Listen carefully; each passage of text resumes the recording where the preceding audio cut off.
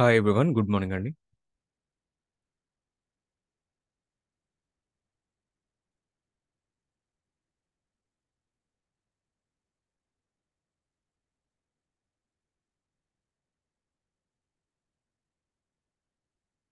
So ఒకసారి previous topics చూద్దామండి. So ప్రీవియస్కి వచ్చేసి మనం ఎస్ఎస్ఎం పారామీటర్ స్టోర్ గురించి డిస్కస్ చేస్తున్నాము. Then cloud watch custom agent అనేటువంటి ఇన్స్టాల్ చేసి కస్టమ్ మెట్రిక్స్ని ఎట్లా రిట్రీవ్ చేయాలి, కస్టమ్ లాగ్స్ని ఎట్లా రిట్రీవ్ చేయాలి అనేటువంటిది డిస్కస్ చేసాం. దెన్ సర్టిఫికేషన్ పర్స్పెక్టివ్లో కాన్సెప్చువల్గా EC2 ప్లేస్మెంట్ గ్రూప్స్ ఒకటి, EBS ఆప్టిమైజ్డ్ ఒకటి మనం డిస్కస్ చేసామండి. ఇవి జస్ట్ ఎగ్జామినేషన్ పర్స్పెక్టివ్లో ఉన్నటువంటివి. సో కస్టమ్ లాగ్స్ ఇవి వచ్చేసి మన ప్రాక్టికల్ కూడా అవసరం అవుతుంది. సో వీటికి కాకుండా వేరే టూల్స్ కూడా, థర్డ్ పార్టీ టూల్స్ కూడా యూస్ చేసుకోవచ్చు అనేది నేను డిస్కస్ చేస్తాం. For example Datadog, Nagios ఇటువంటివన్నీ మనం యూస్ చేసుకోవచ్చు. Site 24/7. So SSM parameter storage for storing the parameters అని. సో ఆల్రెడీ నేను డిస్కస్ చేసిన విధంగా ఎస్ఎస్ఎం పారామీటర్ స్టోర్ లాంటి సర్వీసే మనకి సీక్రెట్స్ మేనేజర్ అని ఒక సర్వీస్ ఉంటుందండి. సో అది ఇవాళ టాపిక్ లో మనం డిస్కస్ చేస్తాం.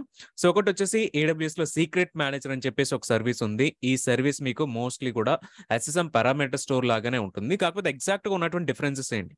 సో ఎగ్జామినేషన్ పర్స్పెక్టివ్ లో మనకి సిమిలర్ టైప్ ఆఫ్ క్వశ్చన్స్ వచ్చినప్పుడు ఎప్పుడు ఎస్ఎస్ఎం పారామీటర్ స్టోర్ చూస్ చేసుకోవాలి, సీక్రెట్స్ మేనేజర్ ఎప్పుడు చూస్ చేసుకోవాలి. సో ఇవన్నీ కూడా చెక్ చేద్దామండి.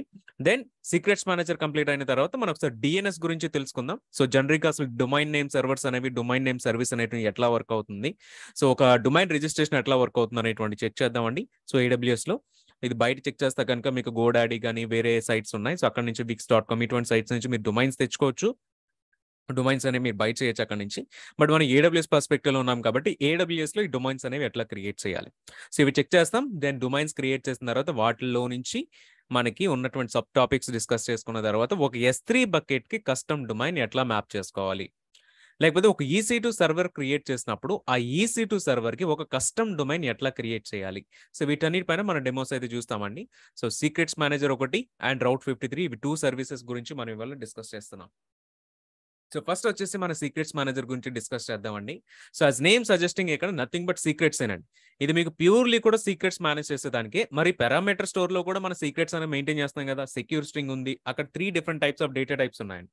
సో కాబట్టి మనకి పారామీటర్ స్టోర్ అనేటువంటి తీసుకున్న, సీక్రెట్స్ మేనేజర్ అని తీసుకున్న, రెండు కూడా మీకు ఫంక్షనాలిటీ అనేటువంటి చూస్తే చాలా సిమిలర్ గా అనిపిస్తుంది అండి. సో ఎందుకంటే 2 డిఫరెంట్ సర్వీసెస్ ఉన్నాయి అనేటువంటిది మనకు క్లియర్ గా మనం ఒక లైన్ అనేటువంటి డ్రా చేసుకోవాలి రెండింటి మధ్య కూడా. లేదంటే ఎగ్జామినేషన్ పర్స్పెక్టివ్ లో మనకు కన్ఫ్యూజన్ వస్తుంది, రియల్ టైమ్ సినారియోస్ లో కూడా కన్ఫ్యూజన్ అయితే వస్తుందండి. సీక్రెట్స్ మేనేజర్ ఏంటంటేనండి, ఇది ప్యూర్లీ కూడా డిజైన్ ఫర్ సీక్రెట్స్ అనమాట.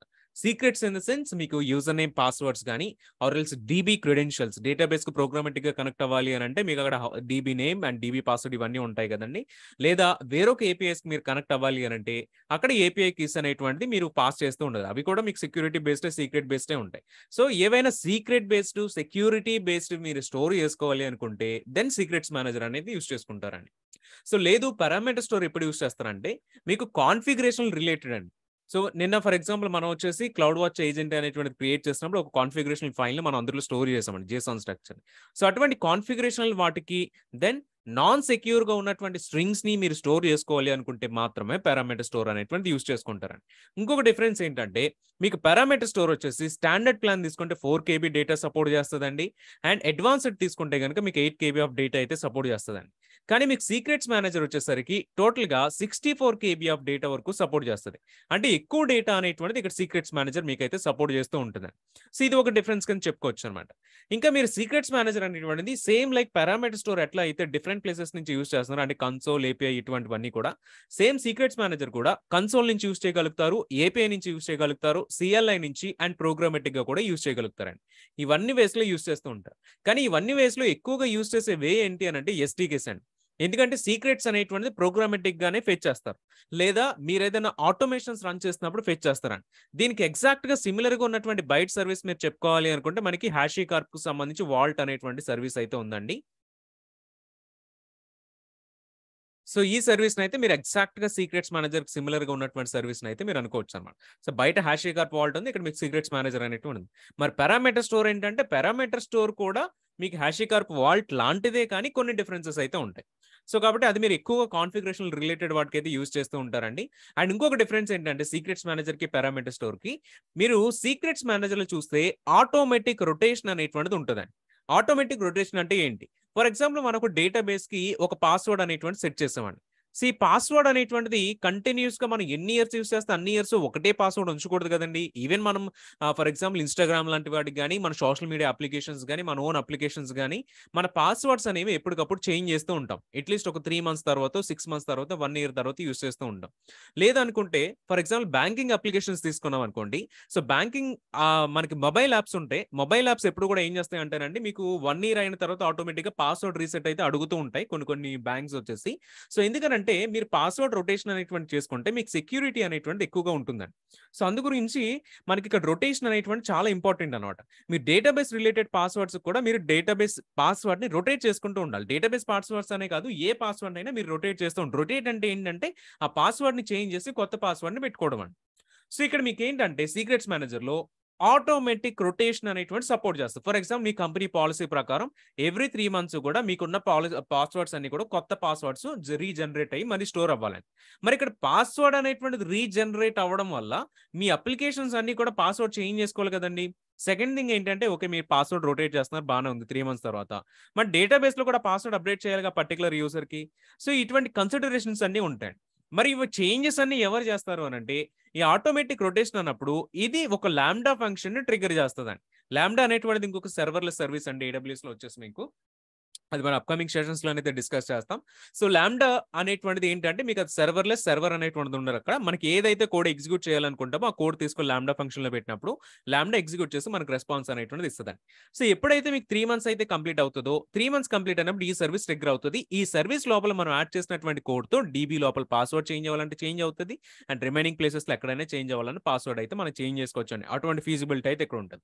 మెయిన్ థింగ్ ఎగ్జామినేషన్ పర్స్‌పెక్టివ్‌లో మీకు పాస్వర్డ్స్ అనేవి స్టోర్ చేసుకోవడానికి ఆటోమేటిక్ రొటేషన్ కావాలి అనేటువంటి క్వెషన్ వస్తే గనక మీరు ఇమ్మీడియేట్‌గా పాయింట్ చేయాల్సింది ఏంటంటే సీక్రెట్స్ మేనేజర్ అండి. ఆటోమేటిక్ రొటేషన్ లేదు అనుకుంటే గనక మీరు పారామీటర్ స్టోర్ గురించి ఆలోచించొచ్చు. కానీ ఆటోమేటిక్ రొటేషన్ కనిపిస్తుంది అనంటే మీరు డెఫినిట్‌గా సీక్రెట్స్ మేనేజరే తీసుకోవాలి. ఎందుకంటే మీకు పారామీటర్ స్టోర్‌లో ఆటోమేటిక్ రొటేషన్ అనే సపోర్టే అక్కడ మీకు లేదండి. ఇట్లా ఏదైనా after some days, some months తర్వాత మీరు పాస్వర్డ్ అనేటువంటి ఆటోమేటిక్‌గా రొటేట్ చేసుకునే ఆప్షన్ ఇక్కడ ఉంది. సేమ్ ఇది మనం డెమో చేస్తున్నప్పుడు కూడా దీనిపైన చూస్తామండి సెట్టింగ్ ఎట్లా మనకి అప్లై అవుతుందని చెప్పేసి. దెన్ ఈ సీక్రెట్స్ మేనేజర్ అనేటువంటిది రీజనల్ బేస్డ్ సర్వీస్ అండి. సో, కాబట్టి ఎప్పుడైనా ఒక పర్టిక్యులర్ రీజియన్ ఎంటైర్‌గా డౌన్ అయిపోయినప్పుడు మనకి ఇందులో ఉన్నటువంటి సీక్రెట్స్ అన్ని కూడా లాస్ అయిపోతాయి కాబట్టి, ఇటువంటి ప్రాబ్లమ్ అనేటువంటిది ఉండకుండా ఏడబ్ల్యూఎస్ వాడు మనకొచ్చేసి ఈ సీక్రెట్‌ని రెప్లికేట్ చేసుకునే ఆప్షన్ కూడా మనకు ప్రొవైడ్ చేస్తున్నాడండి. డిజాస్టర్ రికవరీ టర్మ్స్‌లో మనకి ఎప్పుడైనా ప్రాబ్లమ్ అనేటువంటిది వచ్చినప్పుడు వేరే రీజియన్ నుంచి మనం యాక్సెస్ చేసినప్పుడు మనకి మన రిసోర్సెస్ అన్ని కూడా యాక్సెస్ అయ్యేదానికి, సో సీక్రెట్స్ అన్ని కూడా మనకి యాక్సెస్ అయ్యేదానికి మనకి వేరే రీజియన్‌లో రెప్లికేషన్ కూడా డైరెక్ట్‌గా వీడే సపోర్ట్ ప్రొవైడ్ చేస్తున్నాడండి. సేమ్ సీక్రెట్ మనం ముంబై రీజియన్‌లోనూ క్రియేట్ చేస్తాం. బట్ వేరే సెకండ్ రీజియన్‌కి ఎట్లా ఏ రీజియన్‌కి రెప్లికేట్ అవ్వాలని జస్ట్ సెలక్షన్ చేస్తామండి. అంతే ఆటోమేటిక్‌గా వాడే ఏడబ్ల్యూఎస్ వాడే వేరే రీజియన్ కూడా రెప్లికేట్ చేసుకుంటాడు. అది వేరే రీజియన్‌లో నుంచి మీరు యూజ్ చేస్తున్నప్పుడైతే వేరే రీజియన్ సర్వీసెస్ యూజ్ చేస్తున్నప్పుడు మీరు అక్కడ సీక్రెట్ అనేటువంటి సేమ్ అక్కడ కూడా యాక్సెస్ చేసుకొని యూజ్ చేసుకునేటువంటి పాసిబిలిటీ అయితే మీకు అక్కడ సీక్రెట్స్ మేనేజర్‌లో వస్తుంది. సో, అయితే మెయిన్‌గా అసలు సీక్రెట్స్ మేనేజర్ ఎందుకు అనేటువంటిది ఒక జనరల్ అండర్‌స్టాండింగ్ ఇవ్వాలంటేనండి, ఫర్ ఎగ్జాంపుల్ మనం ఒక డీబీ అనేటువంటిది ఉందండి. సో, డీబీ వచ్చేసి మీకు MySQL కావచ్చు. సో, MySQL కావచ్చు. Some anything any other database అనుకుందామండి. ఇప్పుడు ఇదే MySQL డేటాబేస్‌ని మీరు ఒక EC2 ఇన్‌స్టెన్స్ నుంచి లాంచ్ చేస్తున్నారండి. కనెక్ట్ అవ్వాలని ట్రై చేస్తున్నారు. ఇప్పుడు ఈ డేటాబేస్‌కి మీకు ఒక పాస్వర్డ్ ఉంటది కదండీ! సో, పాస్వర్డ్ ఉంటది. అండ్ ఈ డేటాబేస్‌కి సంబంధించిన server IP are DNS name అంటే హోస్ట్ నేమ్ అనేటువంటిది ఉంటదండి. కరెక్ట్? డెవలపర్స్ అయితే గనుక మీకు ఐడియా ఉంటదండి. సో, డెవలపర్స్ కాకపోతే గనుక ఒక డేటాబేస్‌కి తీసుకుంటే మీకు హోస్ట్ నేమ్ అంటే మీకు డీఎన్ఎస్ నేమ్ అండి. సో, ఈ సర్వర్ కనెక్ట్ అయ్యేదానికి పాస్వర్డ్, దెన్ ఈ సర్వర్ యొక్క యూజర్ అండి. సో, ఇవి 3 అండ్ పోర్ట్ నంబర్ ఈ 3 కూడా మనకి కనెక్షన్ డీబీ కనెక్ట్ అవ్వాలంటే ఇవన్నీ ఆప్షన్స్ కూడా మనం ప్రొవైడ్ చేయాల్సొస్తదండి. సో, ఇప్పుడు ఒకటే EC2 కనెక్ట్ అవ్వాలనుకోండి ప్రాబ్లమ్ లేదు. ఇవన్నీ కూడా తీసుకెళ్ళి మన కోడ్ లోపల హార్డ్ కోడింగ్ చేసుకోవచ్చు. ఎటువంటి ప్రాబ్లమ్ లేదు. ఇన్ కేస్ ఎప్పుడైనా ఫ్యూచర్‌లో మనం ఇక్కడ ఈ పాస్వర్డ్ అనేటువంటి చేంజ్ చేసినా, ఈ క్రెడెన్షియల్స్ చేంజ్ చేసినా, ఈ డీబీ తీసేసి వేరే డీబీ పెట్టినా, లోపల ఒకటే సర్వర్ ఉంది కాబట్టి ఈ సర్వర్ లోపలికి వెళ్లి మాన్యుయల్‌గా మనం చేంజెస్ చేసుకోవచ్చండి. పాసిబిలిటీ ఉంది. కానీ మనం ఎప్పుడైతే హారిజాంటల్ స్కేలింగ్ గాని, ఆటో స్కేలింగ్ లాంటి సర్వీసెస్ యూజ్ చేస్తామోనండి, ఆటో స్కేలింగ్ యూజ్ చేసినప్పుడు ఒకటే సర్వర్ ఉండదు కదండీ! ఇటువంటి సర్వర్స్ మనకి 10 సర్వర్స్ రావచ్చు. ఎందుకంటే స్కేలింగ్‌లో ఎన్ని సర్వర్స్ వస్తాయో మనం బేస్డ్ ఆన్ కాన్ఫిగరేషన్ బట్టి ఒక 10 సర్వర్స్, 20 సర్వర్స్ వరకు బేస్డ్ ఆన్ మన సెటప్‌ని బట్టి వచ్చేటువంటి ఛాన్సెస్ ఉందండి. కానీ ఇప్పుడు ఇన్ని సర్వర్స్ లాంచ్ అవుతున్నప్పుడు మీరు ఇదే పాస్వర్డ్ చేంజ్ చేశారనుకోండి, చేంజ్ చేసిన ఎవ్రీ టైం కూడా ఇక్కడ ఎన్ని సర్వర్స్ అయితే రన్ అవుతున్నాయి, ఈ సర్వర్స్ అన్నింటిలో కూడా మీరు ఏం చేయాలండి, మాన్యువల్గా సర్వర్ లోపలికి వెళ్ళి చేంజెస్ చేయాలి. 20 సర్వర్స్ ఉంటే 20 సర్వర్స్ లోపలికి వెళ్ళి చేంజెస్ చేయాల్సి వస్తుంది. లేదు ఈసీటీలో కాకుండా వేరే ఎక్కడైనా ఇదే సీక్రెట్ కనుక మీరు యూస్ చేసుకుంటున్నా అక్కడ కూడా మీరు అన్ని ప్లేసెస్లో చేంజెస్ చేయాల్సి వస్తుందండి. కానీ మీరు అదే సీక్రెట్స్ మేనేజర్ యూస్ చేశారనుకోండి, సీక్రెట్స్ మేనేజర్ ఏం చేస్తుంది అంటే జస్ట్ లైక్ నేను మన పారామీటర్లో స్టోర్ చేసినట్టే సీక్రెట్స్ మేనేజర్లో కూడా మీరు సేమ్ పాస్వర్డ్స్, క్రెడెన్షియల్స్ అన్ని కూడా స్టోర్ చేసుకుంటారు. ఇప్పుడు ఈసీ2 ఏం చేస్తుంది అంటేనండి, సర్వర్ లోపల మీకు డైరెక్ట్ గా మీరు క్రెడెన్షియల్స్ అని హార్డ్ కోడ్ చేసి పెట్టరండి. హార్డ్ కోడ్ అంటే ఏదైతే పాస్వర్డ్ ఉంటుందో పాస్వర్డ్ డైరెక్ట్ గా మీరు ఇక్కడ యాడ్ చేయరు. మీరు ఏం యాడ్ చేస్తారంటే ఈ సీక్రెట్స్ మేనేజర్ ని రీడ్ చేసేదానికి ప్రోగ్రామేటిక్ గా మీరు సమ్ కోడ్ అనేటువంటిది యాడ్ చేసుకుంటారండి. సీక్రెట్స్ మేనేజర్ ఆ సీక్రెట్ రీడ్ చేసేదానికి. సో ఇక్కడ ఈ సీక్రెట్ లో ఏదైతే క్రెడెన్షియల్స్ మీరు యాడ్ చేస్తారో, host name, password, user name and port number, ఇవన్నీ కూడా ఈ సర్వర్ ఏం చేస్తుంది అంటేనండి, డీబీకి కనెక్ట్ అవ్వాలి అనుకుంటున్నప్పుడల్లా కూడా మీకు సీక్రెట్స్ మేనేజర్ నుంచి సీక్రెట్ డీటెయిల్స్ తెచ్చుకొని అప్పుడు కనెక్షన్ అనేటువంటి చేసుకుంటుందండి. అప్పుడు దాకా కనెక్షన్ అయితే చేయదు. సో దీనివల్ల ఏంటండి, ఇక్కడ ఒక సర్వర్ ఉన్నా 10 సర్వర్ ఉన్నా ఎవ్రీ సర్వర్ కూడా డీబీ కనెక్ట్ అవ్వాలి అనుకున్నప్పుడల్లా ఏం చేస్తుందండి, సీక్రెట్స్ మేనేజర్ నుంచి సీక్రెట్ తెచ్చుకుంటుంది. దీనివల్ల బెనిఫిట్ ఏంటి అని అంటే మీరు ఒకవేళ సీక్రెట్ అనేటువంటిది మీరు రొటేట్ చేశారండి, చేంజ్ చేశారు. చేంజ్ చేసినప్పుడు ఎక్కడ చేంజ్ చేయాల్సి వస్తుందండి, ఒకే ఒక ప్లేస్ లో చేంజ్ చేస్తే చాలు. అది ఎక్కడ అంటే సీక్రెట్స్ మేనేజర్ లో చేంజ్ చేస్తే సరిపోతుందండి. ఆటోమేటిక్ గా రిమైనింగ్ అన్ని ప్లేసెస్ లో సీక్రెట్స్ మేనేజర్ నుంచి మీరు రీడ్ చేస్తున్నారు కాబట్టి ఆటోమేటిక్ గా రిమైనింగ్ ప్లేసెస్ అన్ని కూడా సీక్రెట్స్ మేనేజర్ రిఫర్ చేసుకునేవన్నీ కొత్త పాస్వర్డ్ తెచ్చుకుంటాను. సో ఇట్లా మీకు ప్రాసెస్ అనేటువంటి చాలా సింప్లిఫికేషన్ అయిపోతుంది. ఇది ఫస్ట్ అడ్వాంటేజ్. సెకండ్ అడ్వాంటేజ్ ఏంటంటే ఇన్ టర్మ్స్ ఆఫ్ సెక్యూరిటీలో ఇక్కడ ఈసీ2 ఒక్క దాంట్లోనే పెట్టాలి అంటే మీరు హార్డ్ కోడింగ్ చేస్తున్నారండి. నార్మలీ యాజ్ ఎ డెవలపర్ కింద మనం చేసినప్పుడు ఏం మిస్టేక్స్ చేస్తామంటేనండి, మనం ఇప్పుడు కూడా పాస్వర్డ్స్ అనేవి హార్డ్ కోడ్ చేసి పెట్టేస్తాం. ఇప్పుడు హార్డ్ కోడ్ చేసిన పాస్వర్డ్స్ కనుక మనం స్టాక్ ఓవర్ఫ్లో కానీ లేకపోతే గిట్ హబ్లో కానీ మనం పెట్టేసాం అనుకోండి, ఏమవుతుందండి, ఫర్ ఎగ్జాంపుల్ అక్కడ సమ్ ఇష్యూ వస్తుంది. సో కమ్యూనిటీ సపోర్ట్ తీసుకుందాం అని చెప్పేసి ఆ స్మాల్ కోడ్స్ ని బట్టి తీసుకెళ్ళి మనం గిట్ హబ్లో పెట్టాం. సో హార్డ్ కోడ్ చేసినప్పుడు ఏమవుతుందంటే మీరు ఏవైతే యూజర్ నేమ్, పాస్వర్డ్స్ అందులో పెట్టారో అక్కడ మీరు గిట్ హబ్లో పెట్టినప్పుడు చాలా డెవలపర్స్ చూస్తూ ఉంటారు, అందులో హ్యాకర్స్ ఉంటారు. వాళ్ళందరూ కూడా మీ అకౌంట్స్ ని, మీ డేటాబేస్ ని కనెక్ట్ అయ్యి వాటిని యాక్సెస్ చేసేదానికి ట్రై చేస్తూ ఉంటారు. ఇట్లా మీరు డేటా లాస్ అవుతుంది, అక్కడ సెక్యూరిటీ రిలేటెడ్ ఇష్యూ కూడా మనకు వస్తూ ఉంటుంది. ఇది మనం తెలిసి చేసేటువంటి మిస్టేక్. సో ఇంకొకటి ఏంటి అని అంటే, మీరు సర్వర్ లెవెల్లో మీ సర్వర్ ఫర్ ఎగ్జాంపుల్ ఈసీ2 అనేటువంటిది హ్యాక్ అయింది అనుకుందాం. హ్యాక్ అయినప్పుడు ఏమవుతుంది అంటేనండి, మీరు హార్డ్ కోడ్ చేసిన ఫైల్స్ అన్ని కూడా వాళ్ళకి కనిపిస్తూ ఉంటాయి. సర్వరే యాక్సెస్ అయినప్పుడు సర్వర్లో ఉన్న కోడ్, పాస్వర్డ్స్, సీక్రెట్స్ ఇవన్నీ కూడా కనిపిస్తాయి కదండి. సో అట్లా కూడా మీ సర్వీసెస్ కానీ మీ సర్వర్స్ని కానీ యాక్సెస్ చేసి అందులో ఉన్న డేటాని స్టీల్ చేసేటువంటి ఛాన్సెస్ అయితే ఉంటాయి. కానీ మీరు ఇట్లా సీక్రెట్స్ మేనేజర్ లాంటిది యూజ్ చేసుకున్నప్పుడు ఏమవుతుందంటే, మీరు లోపల సీక్రెట్ అనేటువంటి హార్డ్ కోడ్ చేసి ఉండదు కాబట్టి ఎప్పటికప్పుడు డైనమిక్ గా మీరు ప్రోగ్రామింగ్ ద్వారా రిట్రీవ్ చేసుకుంటూ ఉంటారు కాబట్టి ఏడబ్ల్యూఎస్ నుంచి, ఇట్లా మీకు అయితే అడిషనల్ బెనిఫిట్ అయితే సీక్రెట్స్ మేనేజర్ నుంచి వస్తూ ఉంటుంది. అండ్ సేమ్ ఇదే పారామీటర్ స్టోర్ నుంచి కూడా వస్తుందండి. కానీ ఒకే ఒక మెయిన్ డిఫరెన్సెస్ చెప్పుకోవాలి అంటే, ఒకటి ఆటోమేటిక్ రొటేషన్ ఒకటి డిఫరెన్స్ ఉంటుంది, రెండోది వచ్చేసి 64 KB వరకు సపోర్ట్ అయితే చేస్తుందండి. ఇంకొక డిఫరెన్స్ ఏంటంటే పారామీటర్ స్టోర్ మీకు అయితే ఫ్రీగా వస్తుంది స్టాండర్డ్ టైర్ లో, అడ్వాన్స్డ్ టైర్ లో చార్జెస్ ఉంటాయి. అక్కడ 8 KB ఆఫ్ లిమిట్ వస్తుంది. కానీ ఇక్కడ వచ్చేసి మీకు 64 KB లిమిట్ ఉంది. అండ్ దీనితో పాటు సీక్రెట్స్, ఎవ్రీ సీక్రెట్ కి కూడా మీకు చార్జెస్ అయితే ఉంటాయి. సో కంప్లీట్లీ ఇది సీక్రెట్స్ మేనేజర్ అనేది చార్జబుల్ సర్వీస్ అండి, ఇది ఫ్రీ సర్వీస్ కాదు. ఎందుకంటే మీకు ఇక్కడ మీకు ఎవ్రీ సీక్రెట్ కూడా సెక్యూర్ గా స్టోర్ అవుతుంది. పారామీటర్ స్టోర్ లో చెక్ చేస్తే మీకు 3 different types of parameter data types ఉన్నాయండి. String, string list, secure string. కానీ ఇక్కడ మీరు చెక్ చేస్తే ఎవ్రీ స్ట్రింగ్ ఎన్క్రిప్ట్ అవుతుంది. ఎందుకంటే మీ service itself is called secrets manager కాబట్టి ఎవ్రీ స్ట్రింగ్ కూడా మీ KMS ద్వారా ఎన్క్రిప్షన్ అయితే జరుగుతుంది. సో ఇది మీకు ఇంకొక అడ్వాంటేజ్ ఏంటంటేనండి, కొన్ని సర్వీసెస్ తో, ఏడబ్ల్యూఎస్ సర్వీసెస్ తో ఇది మీకు డైరెక్ట్ గా కూడా ఇంటిగ్రేట్ అవుతుందండి సీక్రెట్స్ మేనేజర్ వచ్చేసి. ఫర్ ఎగ్జాంపుల్ ఆర్డిఎస్ అనేటువంటి తీసుకున్నప్పుడు, ఆర్డిఎస్ రిలేషనల్ డేటాబేస్ సర్వీస్ గురించి మనం డిస్కస్ చేసినప్పుడు మీకు సీక్రెట్స్ మేనేజర్ అంటే డైరెక్ట్ గా ఇంటిగ్రేట్ అయ్యే ఉంటుంది. దాన్ని మళ్ళీ సపరేట్ గా మనం యూజ్ చేయాల్సిన అవసరం ఉండదు. సో అక్కడ కూడా మనకి సీక్రెట్స్ మేనేజర్ వల్ల అడ్వాంటేజ్ అయితే వస్తుందండి. ఇవి మనకి సీక్రెట్స్ మేనేజర్ ఉన్నటువంటి కీ పాయింట్స్ అండి. అందు గురించి మనం మెయిన్ గా కూడా ఇదైతే యూజ్ చేస్తాం. ఒకసారి డయాగ్రమాటిక్ గా or some kind of representation లో చెక్ చేయాలి అన్నా సరే, ఫర్ ఎగ్జాంపుల్ ఇక్కడ ఉన్నది మన అప్లికేషన్ అనుకోండి, అండ్ మన అప్లికేషన్ నుంచి డేటాబేసెస్ కి ఇన్ని డేటాబేసెస్ స్ట్రింగ్స్ మనం యాడ్ చేసుకోవచ్చు. ఫర్ ఎగ్జాంపుల్ ఆర్డిఎస్ అనేది ఒక డేటాబేస్ సర్వీస్, రెడ్ షిఫ్ట్ అనేటువంటి ఇంకొక డేటాబేస్ సర్వీస్, డాక్యుమెంట్ DB. అట్లా కాకుండా వేరే ఏ AWS సర్వీస్ కి సంబంధించింది అయినా మీరు యాడ్ చేసుకోవచ్చు. AWS సంబంధించినవే కావండి, మీరు బయట ఉన్నటువంటి సర్వీసెస్ కి సంబంధించిన ఏ సీక్రెట్స్ అయినా మీరు అక్కడ యాక్సెస్ చేసుకోవచ్చు, యూజ్ చేసుకోవచ్చు, యాడ్ చేసుకొని. సో ఎట్లా అయినా మీరు సీక్రెట్స్ మేనేజర్ అనేటువంటిది యూజ్ చేసుకోండి. నాట్ ఓన్లీ ఫర్ AWS, బయట వాటికి కూడా మీరు సింపుల్ గా ఈజీగా యూజ్ చేసేసుకోవచ్చు అండి. కాకపోతే ఎవ్రీ టైం మీరు మీ అప్లికేషన్ నుంచి మీరు డేటాబేస్ కనెక్ట్ అవ్వాలి అనుకున్నప్పుడు ఏం చేస్తారంటేనండి, మీరు ఎక్కడి నుంచి వెళ్ళి సీక్రెట్స్ మేనేజర్ సర్వీస్కి వెళ్ళి అక్కడ నుంచి సీక్రెట్ తెచ్చుకొని సీక్రెట్ లో ఉన్నటువంటి క్రెడెన్షియల్స్ బట్టి మీ డేటాబేస్ కు మీరు కనెక్షన్ చేసుకుంటారు. సో ఇవి 2 స్టెప్ ప్రాసెస్ అయితే అవుతుంది, 1 స్టెప్ ప్రాసెస్ కాస్త, బట్ ప్రాసెస్ వచ్చేసి మీకు సింప్లిఫికేషన్ అయితే అవుతుంది. అండ్ ఇక్కడ లాంబ్డా ఫంక్షన్ కాంబినేషన్ వచ్చి ఏం రిప్రజెంట్ చేస్తుంది అంటే మనకు రొటేషన్కి ఇది సపోర్టెడ్గా ఉంటుంది. అండ్ ఇది మీకు కేఎంఎస్ ద్వారా ఎన్క్రిప్ట్ అయి ఉంటుంది సీక్రెట్స్ అన్ని కూడా. అండ్ ఎవ్రీ టైం మీరు సీక్రెట్ యాక్సెస్ చేసినప్పుడు క్లౌడ్ ట్రైల్లో లాగ్స్ వస్తాయండి. సో ఎవరెవరు సీక్రెట్ యాక్సెస్ చేస్తున్నారు అనేటువంటి లాగ్స్ అన్ని కూడా మీకు వస్తాయి ఫర్ ద గవర్నెన్స్ పర్స్పెక్టివ్ అనమాట. సో దీనిపైన ఒకసారి మనం డెమో చూద్దామండి. ఒకసారి సీక్రెట్స్ మేనేజర్ ఎట్లా క్రియేట్ చేయాలి. సో ఇది కంపేర్ టు పారామీటర్ స్టోర్ తోటి ఎన్ని డిఫరెంట్ టైప్స్ ఆఫ్ కాన్ఫిగరేషన్స్ మనకి అవైలబుల్గా ఉన్నాయి. సో ఇవన్నీ కూడా ఒకసారి చెక్ చేద్దామండి. ఇన్ కేస్ మీకు క్వెరీస్ ఉంటే కనుక మీకు ఒకసారి చాట్ అనేది యాడ్ చేయండి. నేను ఒకసారి కన్సోల్ అయితే షేర్ చేస్తాను for the secrets manager.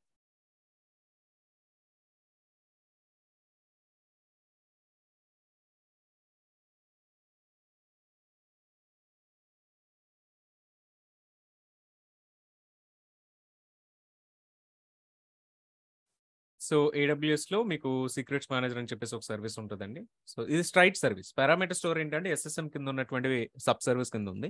But secrets manager ఏంటంటే ఇది మీకు స్ట్రైట్ సర్వీస్ అండి. సో ఇక్కడ చూస్తే మీకు ప్రైసింగ్ రిలేటెడ్ ఇన్ఫర్మేషన్ కూడా ఉంటుంది సీక్రెట్స్ మేనేజర్కి. So $0.40 per secret per month అండి. ఒక్కొక్క సీక్రెట్కి పర్ మంత్కి $0.40 అవుతుంది. అండ్ మీరు ఎవ్రీ టైమ్ సీక్రెట్ రీడ్ చేసినా అండ్ సీక్రెట్ అప్డేట్ చేసినా అది ఒక ఏపీఐ కాల్ కింద అవుతుంది కాబట్టి మీకు ఎవ్రీ మంత్ కూడా 10,000 ఏపీఐ కాల్స్కి $0.05 కాస్ట్ అవుతుందండి. ఇట్లా మీరు ఎన్ని 10,000 టైమ్స్ యాక్సెస్ చేస్తే అన్ని మీకు $0.05 కాస్ట్ అయితే అవుతుంది. But it comes with 30-day free trial అండి. మీరు ట్రై చేయాలి అనుకుంటే 30-day ఫ్రీ ట్రయల్ చేసుకోవచ్చు. లేదనుకుంటే మీరు మీరు 30-day ఫ్రీ ట్రయల్ అయిన తర్వాత మీకు ఛార్జెస్ అయితే అప్లికేబుల్ అవుతాయండి. అండ్ వీటి గురించి సమ్ బెనిఫిట్స్ అనేవి చూడాలన్నా మీకు ఇక్కడ సమ్ బాక్స్లోనైతే benefits rotate secret safely and manage with fine grain permissions, IAM permissions అన్ని మీరు యాడ్ చేసుకోవచ్చు. మీరు ఎంత యూస్ చేస్తే అంతే ఛార్జెస్ వస్తూ ఉంటుంది. అండ్ క్లౌడ్ ట్రయల్ వీటన్నిటిలో లాగింగ్ అవుతుంది కాబట్టి సమ్ లాగ్స్ అనేవి కూడా మనకి అవైలబుల్గా ఉంటాయి ఈ సర్వీస్ గురించి. ఇక్కడ సీక్రెట్స్కి మించి వేరేది ఏమీ ఉండదండి సీక్రెట్స్ మేనేజర్ సర్వీస్లో. చూద్దాం సీక్రెట్స్లో.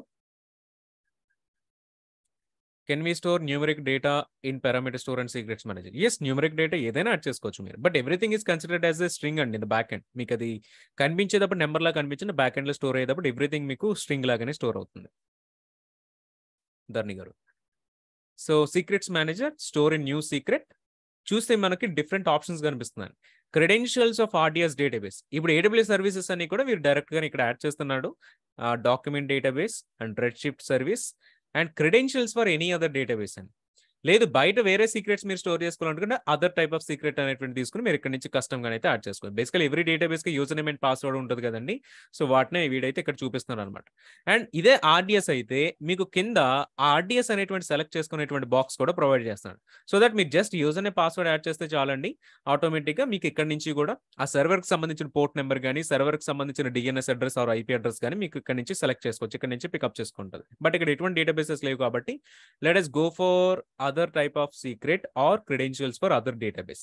సో అదర్ డేటాబేస్ తీసుకున్నప్పుడు మీరు చెక్ చేస్తే చూడండి కింద ఆప్షన్స్ చేంజ్ అయ్యాయి. సో MariaDB తీసుకుంటే సర్వర్ అడ్రస్ ఏంటి, డిఎన్ఎస్ ఏంటి, ఆ డేటాబేస్ నేమ్ ఏంటి, ఆ పోర్ట్ ఏంటి. MySQL తీసుకుంటే ఆర్ PostgreSQL తీసుకుంటే వాటి రిలేటెడ్ డీటెయిల్స్ అన్ని కూడా మీకు ఇక్కడ యాడ్ అవుతున్నాయి. ఫర్ ఎగ్జాంపుల్ మనం జస్ట్ వచ్చేసి ఒక MySQL కి ఒకటి MySQL or some any other database కి ఒకటి then other type of secrets గా చూద్దాం. ఎండ్ ఆఫ్ ద డే మీకు అన్ని సేవ్ అయ్యే బ్యాక్ ఎండ్ లో JSON లాగానే స్టోర్ అవుతాయి. బట్ ఫ్రంట్ ఎండ్ లో వచ్చేసరికి మనకి డిఫరెంట్ వ్యూ అనేటువంటి డిఫరెంట్ గా ఉంటుంది అనమాట. So just user1 and password కూడా user1 యాడ్ చేస్తున్నాను. షో పాస్వర్డ్ సేమ్ పాస్వర్డ్ వీటి మనం యూజ్ చేయం, జస్ట్ క్రియేట్ చేద్దాం. సో ఏ కీతో ఎన్క్రిప్ట్ అవ్వాలి. సో మీకు అగైన్ సెపరేట్ కీ కావాలి అనుకుంటే ఒక న్యూ KMS కి క్రియేట్ చేసుకుని దాంతో మీరు ఎన్క్రిప్షన్ చేసుకోవచ్చు. బట్ డిఫాల్ట్ గా వచ్చేసి AWS వాడు ప్రొవైడ్ చేసి AWS/Secrets Manager తో ఎన్క్రిప్ట్ అవుతుంది.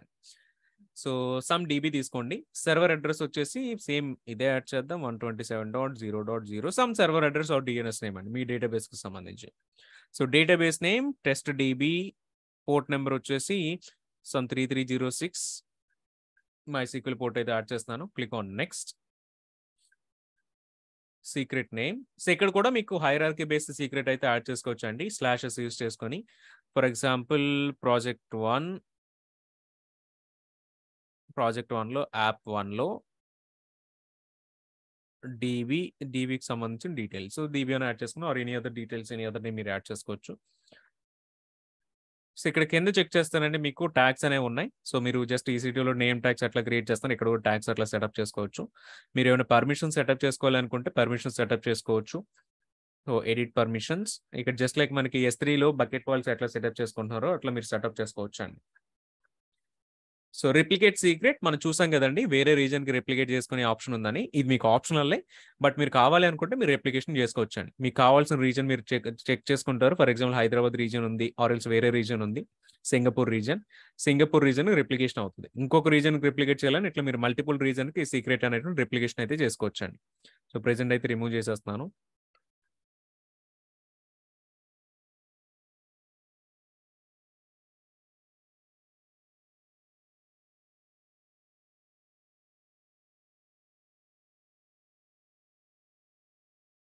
So click on next. So ఇక్కడ చూస్తే మీకు ఆటోమేటిక్ రొటేషన్ కూడా ఉందండి. ఆటోమేటిక్ రొటేషన్ ఇది ఎనేబుల్ చేసుకోవచ్చు. ఈ ఆప్షన్ మనకి పారామీటర్ స్టోర్లో ఉండదు. ఆటోమేటిక్ రొటేషన్ ఎనేబుల్ అయితే ఇది మీకు ఎన్ని డేస్కి రొటేషన్ చేయాలి. ఫర్ ఎగ్జాంపుల్ అవర్స్లో చెక్ చేస్తే ఎన్ని అవర్స్ తర్వాత రొటేట్ చేయాలి, లేదంటే ఎన్ని డేస్ తర్వాత రొటేట్ చేయాలి, ఎన్ని వీక్స్ ఆర్ ఎన్ని months. For example 3 months or 6 months తీసుకున్నాం అనుకోండి, ఎవ్రీ 6 monthsకి కూడా మీకు start on first Monday. So ఎప్పుడు రొటేట్ అవ్వాలి అగైన్. సో రొటేషన్ అనేది మీరు ఏ డేలో తీసుకోవచ్చు. సో ఇవన్నీ కూడా మీరు ఇక్కడ ఆప్షన్స్ ఉన్నాయి. లేదు మీకు ఇట్లా కాకుండా డైరెక్ట్గా some kind of schedule expression ఇవ్వాలి అనుకుంటే క్రాన్ ఎక్స్ప్రెషన్ అండి. సో దీన్ని మనం క్రాన్ ఎక్స్ప్రెషన్ అని చెప్పేసి అయితే కాల్ చేస్తాం. సో ఈ క్రాన్ ఎక్స్ప్రెషన్ ఇచ్చి కూడా మీరు అయితే యాడ్ చేసుకోవచ్చు అండి. సో క్రాన్ ఎక్స్ప్రెషన్స్ క్రియేట్ చేసేదానికి మీకు క్రాన్ ట్యాబ్ డాట్ గురు అని అయితే వస్తుందండి. సో చూస్తే మీకు ఈచ్ క్యారెక్టర్ మీకు ఏం డిఫైన్ చేస్తుంది. ఫస్ట్ క్యారెక్టర్ వచ్చేసి మినిట్ అని, సెకండ్ క్యారెక్టర్ అవర్ అని, థర్డ్ క్యారెక్టర్ డే అని, ఫోర్త్ క్యారెక్టర్ మంత్ అని, ఫిఫ్త్ వచ్చి డే అని. సో ఇట్లా డే అంటే మీకు వీక్లో డే. సో ఇవన్నీ కూడా కనిపిస్తూ ఉంటాయి. బేస్డ్ ఆన్ ఈ క్యారెక్టర్ లెంత్ బట్టి కూడా మీరు ఇవి చేంజ్ చేసుకుంటూ ఉంటారండి. బట్ ఏంటి అని అంటే మీకు ఇక్కడ ఓన్లీ కూడా ఫైవ్ స్పేసెస్ ఉంటాయండి. 1 2 3 4 5 పొజిషన్స్ మాత్రం ఉంటాయి. ఏడబ్ల్యూఎస్లో క్రాన్ ఎక్స్ప్రెషన్స్కి వచ్చేసరికి మీకు 6 పొజిషన్స్ ఉంటాయి. సో దాని గురించి మీరు ఒకసారి AWS related cron expression guide కూడా మీరు రిఫర్ చేసుకుంటే మంచిది. చూద్దాం ఇక్కడ మనకి cron expression. Okay, so just AWS cron expression అనేటువంటి తీసుకుందాం.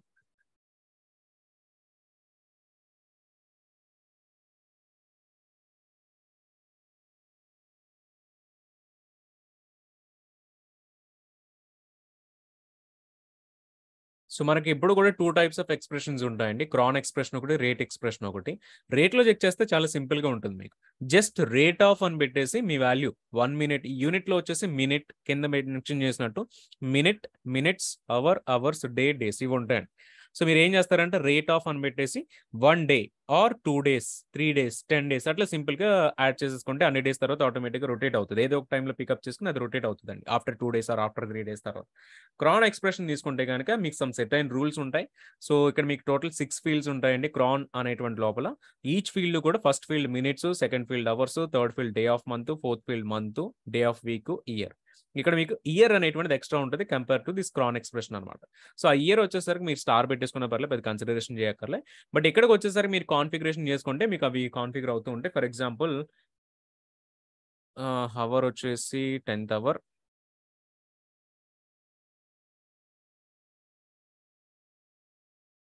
సో డే స్టార్ ఉంటే ఏంటంటేనండి మీకు డేలో ఎవ్రీ డే కూడా ట్రిగ్గర్ అవుతుంది. మరి ఇక్కడ అవర్లో 10 ఉంది కదా అని అంటే ఎవ్రీ డే 10th అవర్లో 0th మినిట్లో ట్రిగ్గర్ అవుతుందండి. ఫర్ ఎగ్జాంపుల్ ఇక్కడ మీరు స్టార్ పెట్టేశారు అనుకోండి మినిట్లో కూడా. సో ఎవ్రీ డే 10th అవర్లో ఎవ్రీ మినిట్ ట్రిగ్గర్ అవుతుందండి. సో అట్లా కాకుండా మీరు ఎవ్రీ డేలో ఫర్ ఎగ్జాంపుల్ 15 పెట్టారు అనుకోండి.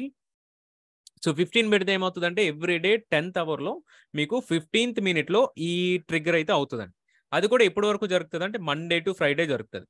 లేదు అనుకోండి మీరు ఇది కూడా స్టార్ పెట్టారనుకోండి ఎవ్రీ డే కూడా మీకు జరుగుతూ ఉంటుంది. సో అట్లా మీరు cron expressions based on your requirement బట్టి కూడా మీరు చేంజ్ చేసుకుంటూ ఉండొచ్చు. సో అందుకు మీకు ఇది యూజ్ అవుతుందండి.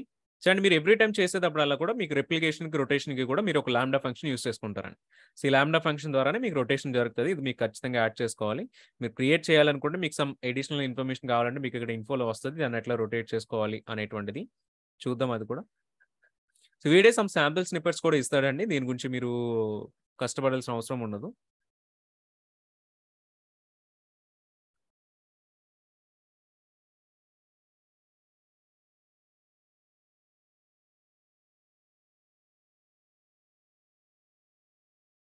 సో లాంబ్డా ఫంక్షన్స్ క్రియేట్ చేసేటప్పుడు అయితే మీరు అప్పుడు లాంబ్డా గురించి చేసేటప్పుడు అక్కడ చూద్దామండి మనం.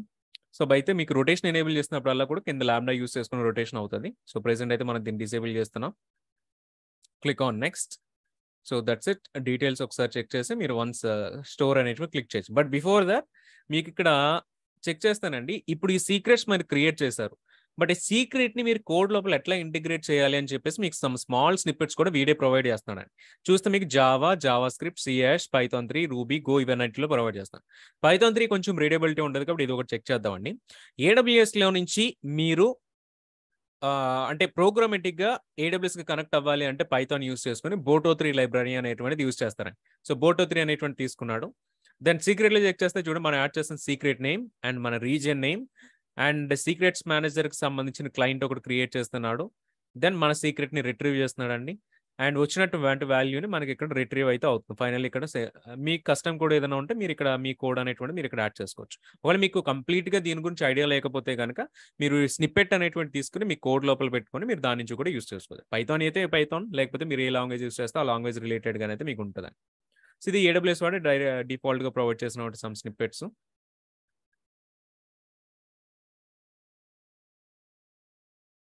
So click on store. So Dharani గారు రేట్ అనేటువంటిది మీకు డైరెక్ట్‌గా ఇక్కడైతే ఇవ్వలేదు.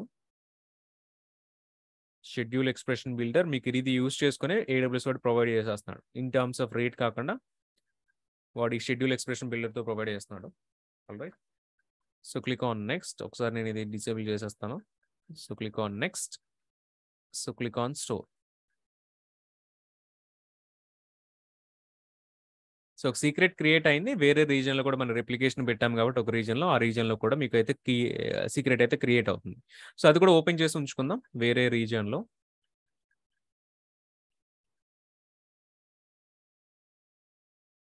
సో రొటేషన్, రెప్లికేషన్ కనిపిస్తుంది. సో అయితే రెప్లికేషన్ నేను డిలీట్ చేసేస్తున్నాను. Delete replica.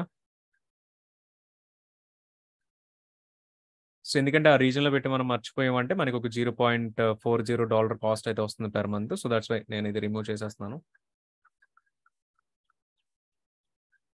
ఫైన్. రెప్లికా అయితే డిలీట్ అయిపోయిందండి. సో ఇక్కడ మీకు చెక్ చేస్తే సీక్రెట్ వాల్యూ అనేటువంటిది ఒకటి వస్తదండి.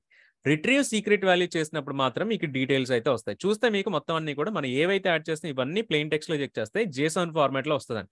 కానీ ఫ్రంట్ ఎండ్‌లో వ్యూ ప్రకారం ఏం చేస్తాడంటే వీడు వ్యూ అయితే మనకి కొంచెం మంచిగానైతే చూపిస్తాడు. సో ఇంజిన్ అని, హోస్ట్ అని, పోర్ట్ అని, డీబీ నేమ్ అని బేస్డ్ ఆన్ మన సెలక్షన్ బట్టి ఆటోమేటిక్‌గా మరియాడీబీ అనేటువంటిది పికప్ చేసుకున్నాడు. అండ్ ఇట్లా అయితే మనకి ఆటోమేటిక్‌గా యాడ్ అవుతుంది. సో ఈ డీటెయిల్స్ మీరు కోడ్ లోపల రీడ్ చేసినప్పుడు ఏంటి అనంటే ఈ జేసన్ స్ట్రక్చర్‌ని రీడ్ చేసుకొని ఇందులో ఉన్న అట్రిబ్యూట్స్‌ని రీడ్ చేసుకొని వీటికి కనెక్ట్ అవుతూ ఉంటారండి.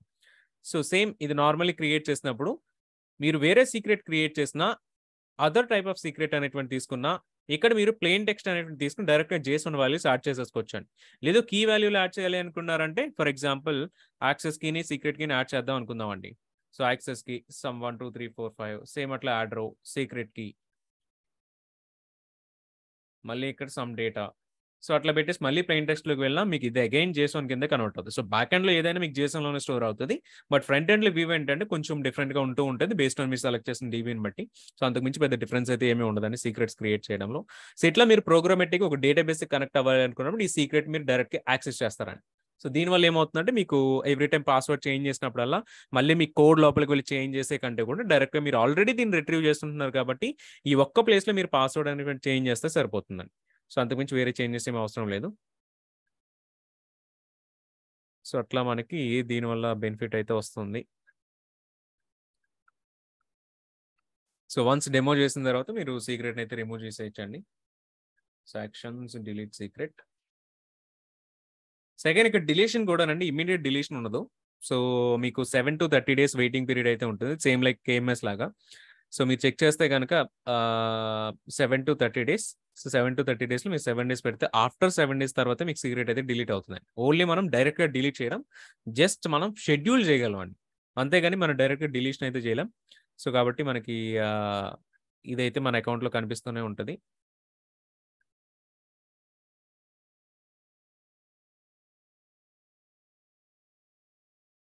Show secret schedule for deletion. Click on save.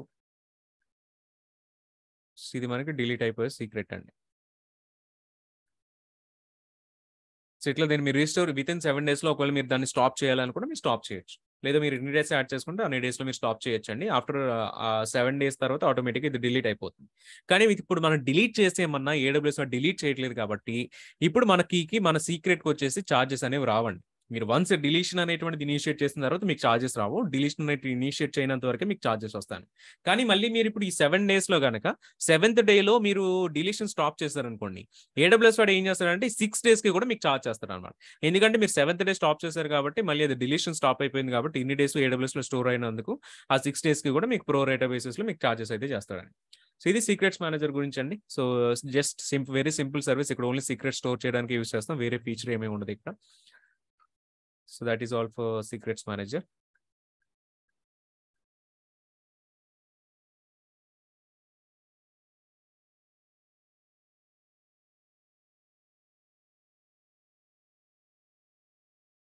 Can you import existing secrets into Secrets Manager? Yes. So import అంటే డైరెక్ట్ ఇంపోర్ట్ ఏమి ఉండదండి. మీరు డైరెక్ట్‌గా కూడా మీరు జస్ట్ స్టోర్ చేసుకోగలుగుతారు అంతే. మీ సీక్రెట్స్ అన్ని తీసుకొచ్చి అదర్ టైప్ ఆఫ్ సీక్రెట్ పెట్టుకొని మీ జేసన్ ఏదైతే ఉంటుందో ఆ సీక్రెట్ మీరు డైరెక్ట్‌గా ఇక్కడ యాడ్ చేసుకోవచ్చు.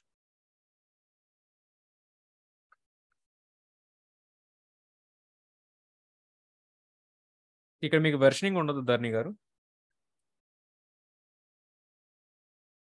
సో వెర్షనింగ్ లేదు ఇందులో.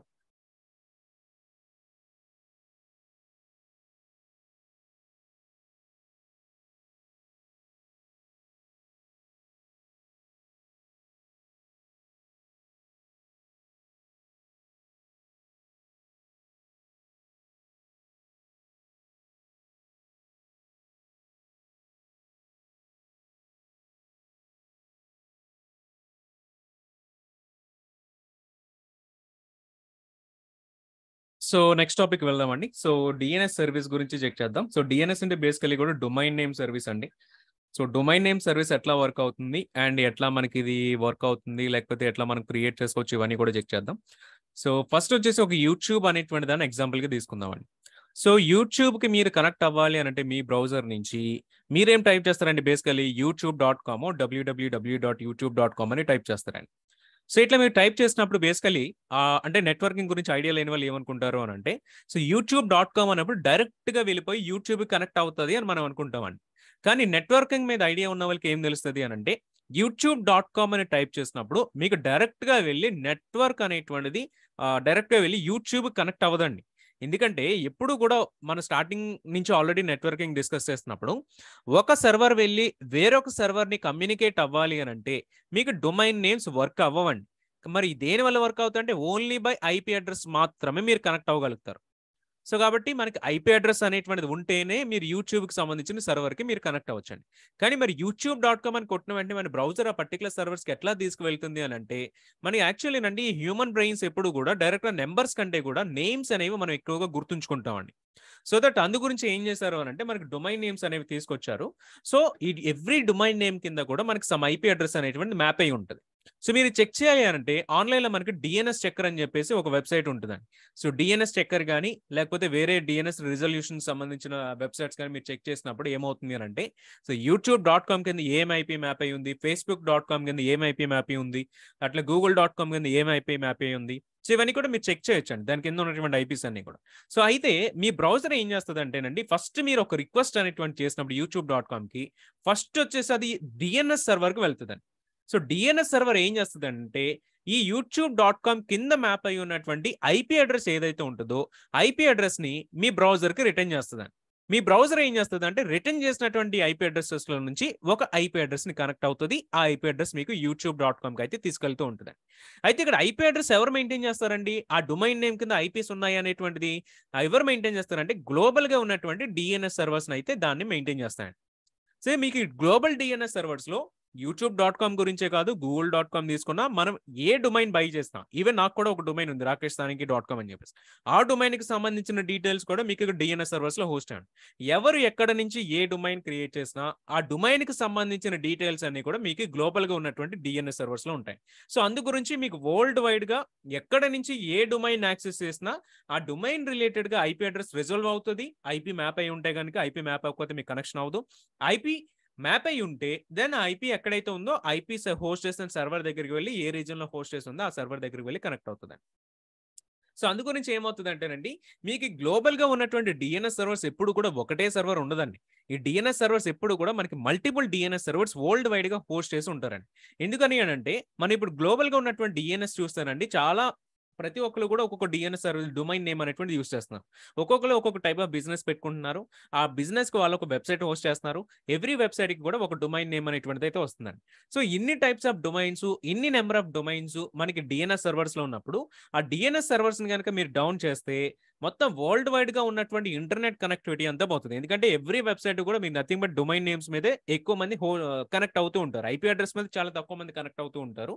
ఐపీ అడ్రెస్ అనేటివి ఎవరికీ కూడా సరిగ్గా గుర్తుండవండి. సో, కాబట్టి వీళ్ళేం చేస్తారంటే ఎప్పుడు కూడా వీటిని డిస్టర్బ్ చేయడానికి మీరు ట్రై చేస్తూ ఉంటారండి. వీళ్ళు బ్యాడ్ యాక్టర్స్ అనేవాళ్ళు, సమ్ కైండ్ ఆఫ్ హ్యాకర్స్ అనేవాళ్ళు. మనం మొత్తం వరల్డ్ వైడ్‌గా చెక్ చేస్తే 350 మిలియన్ ప్లస్ డొమైన్స్ అయితే మనకి అవైలబుల్‌గా ఉన్నాయి. సో, ఇన్ని డొమైన్స్‌కి సంబంధించిన డేటా ఎంత డేటా ఉంటది అనొచ్చు చాలా డేటా అయితే ఉంటదండి.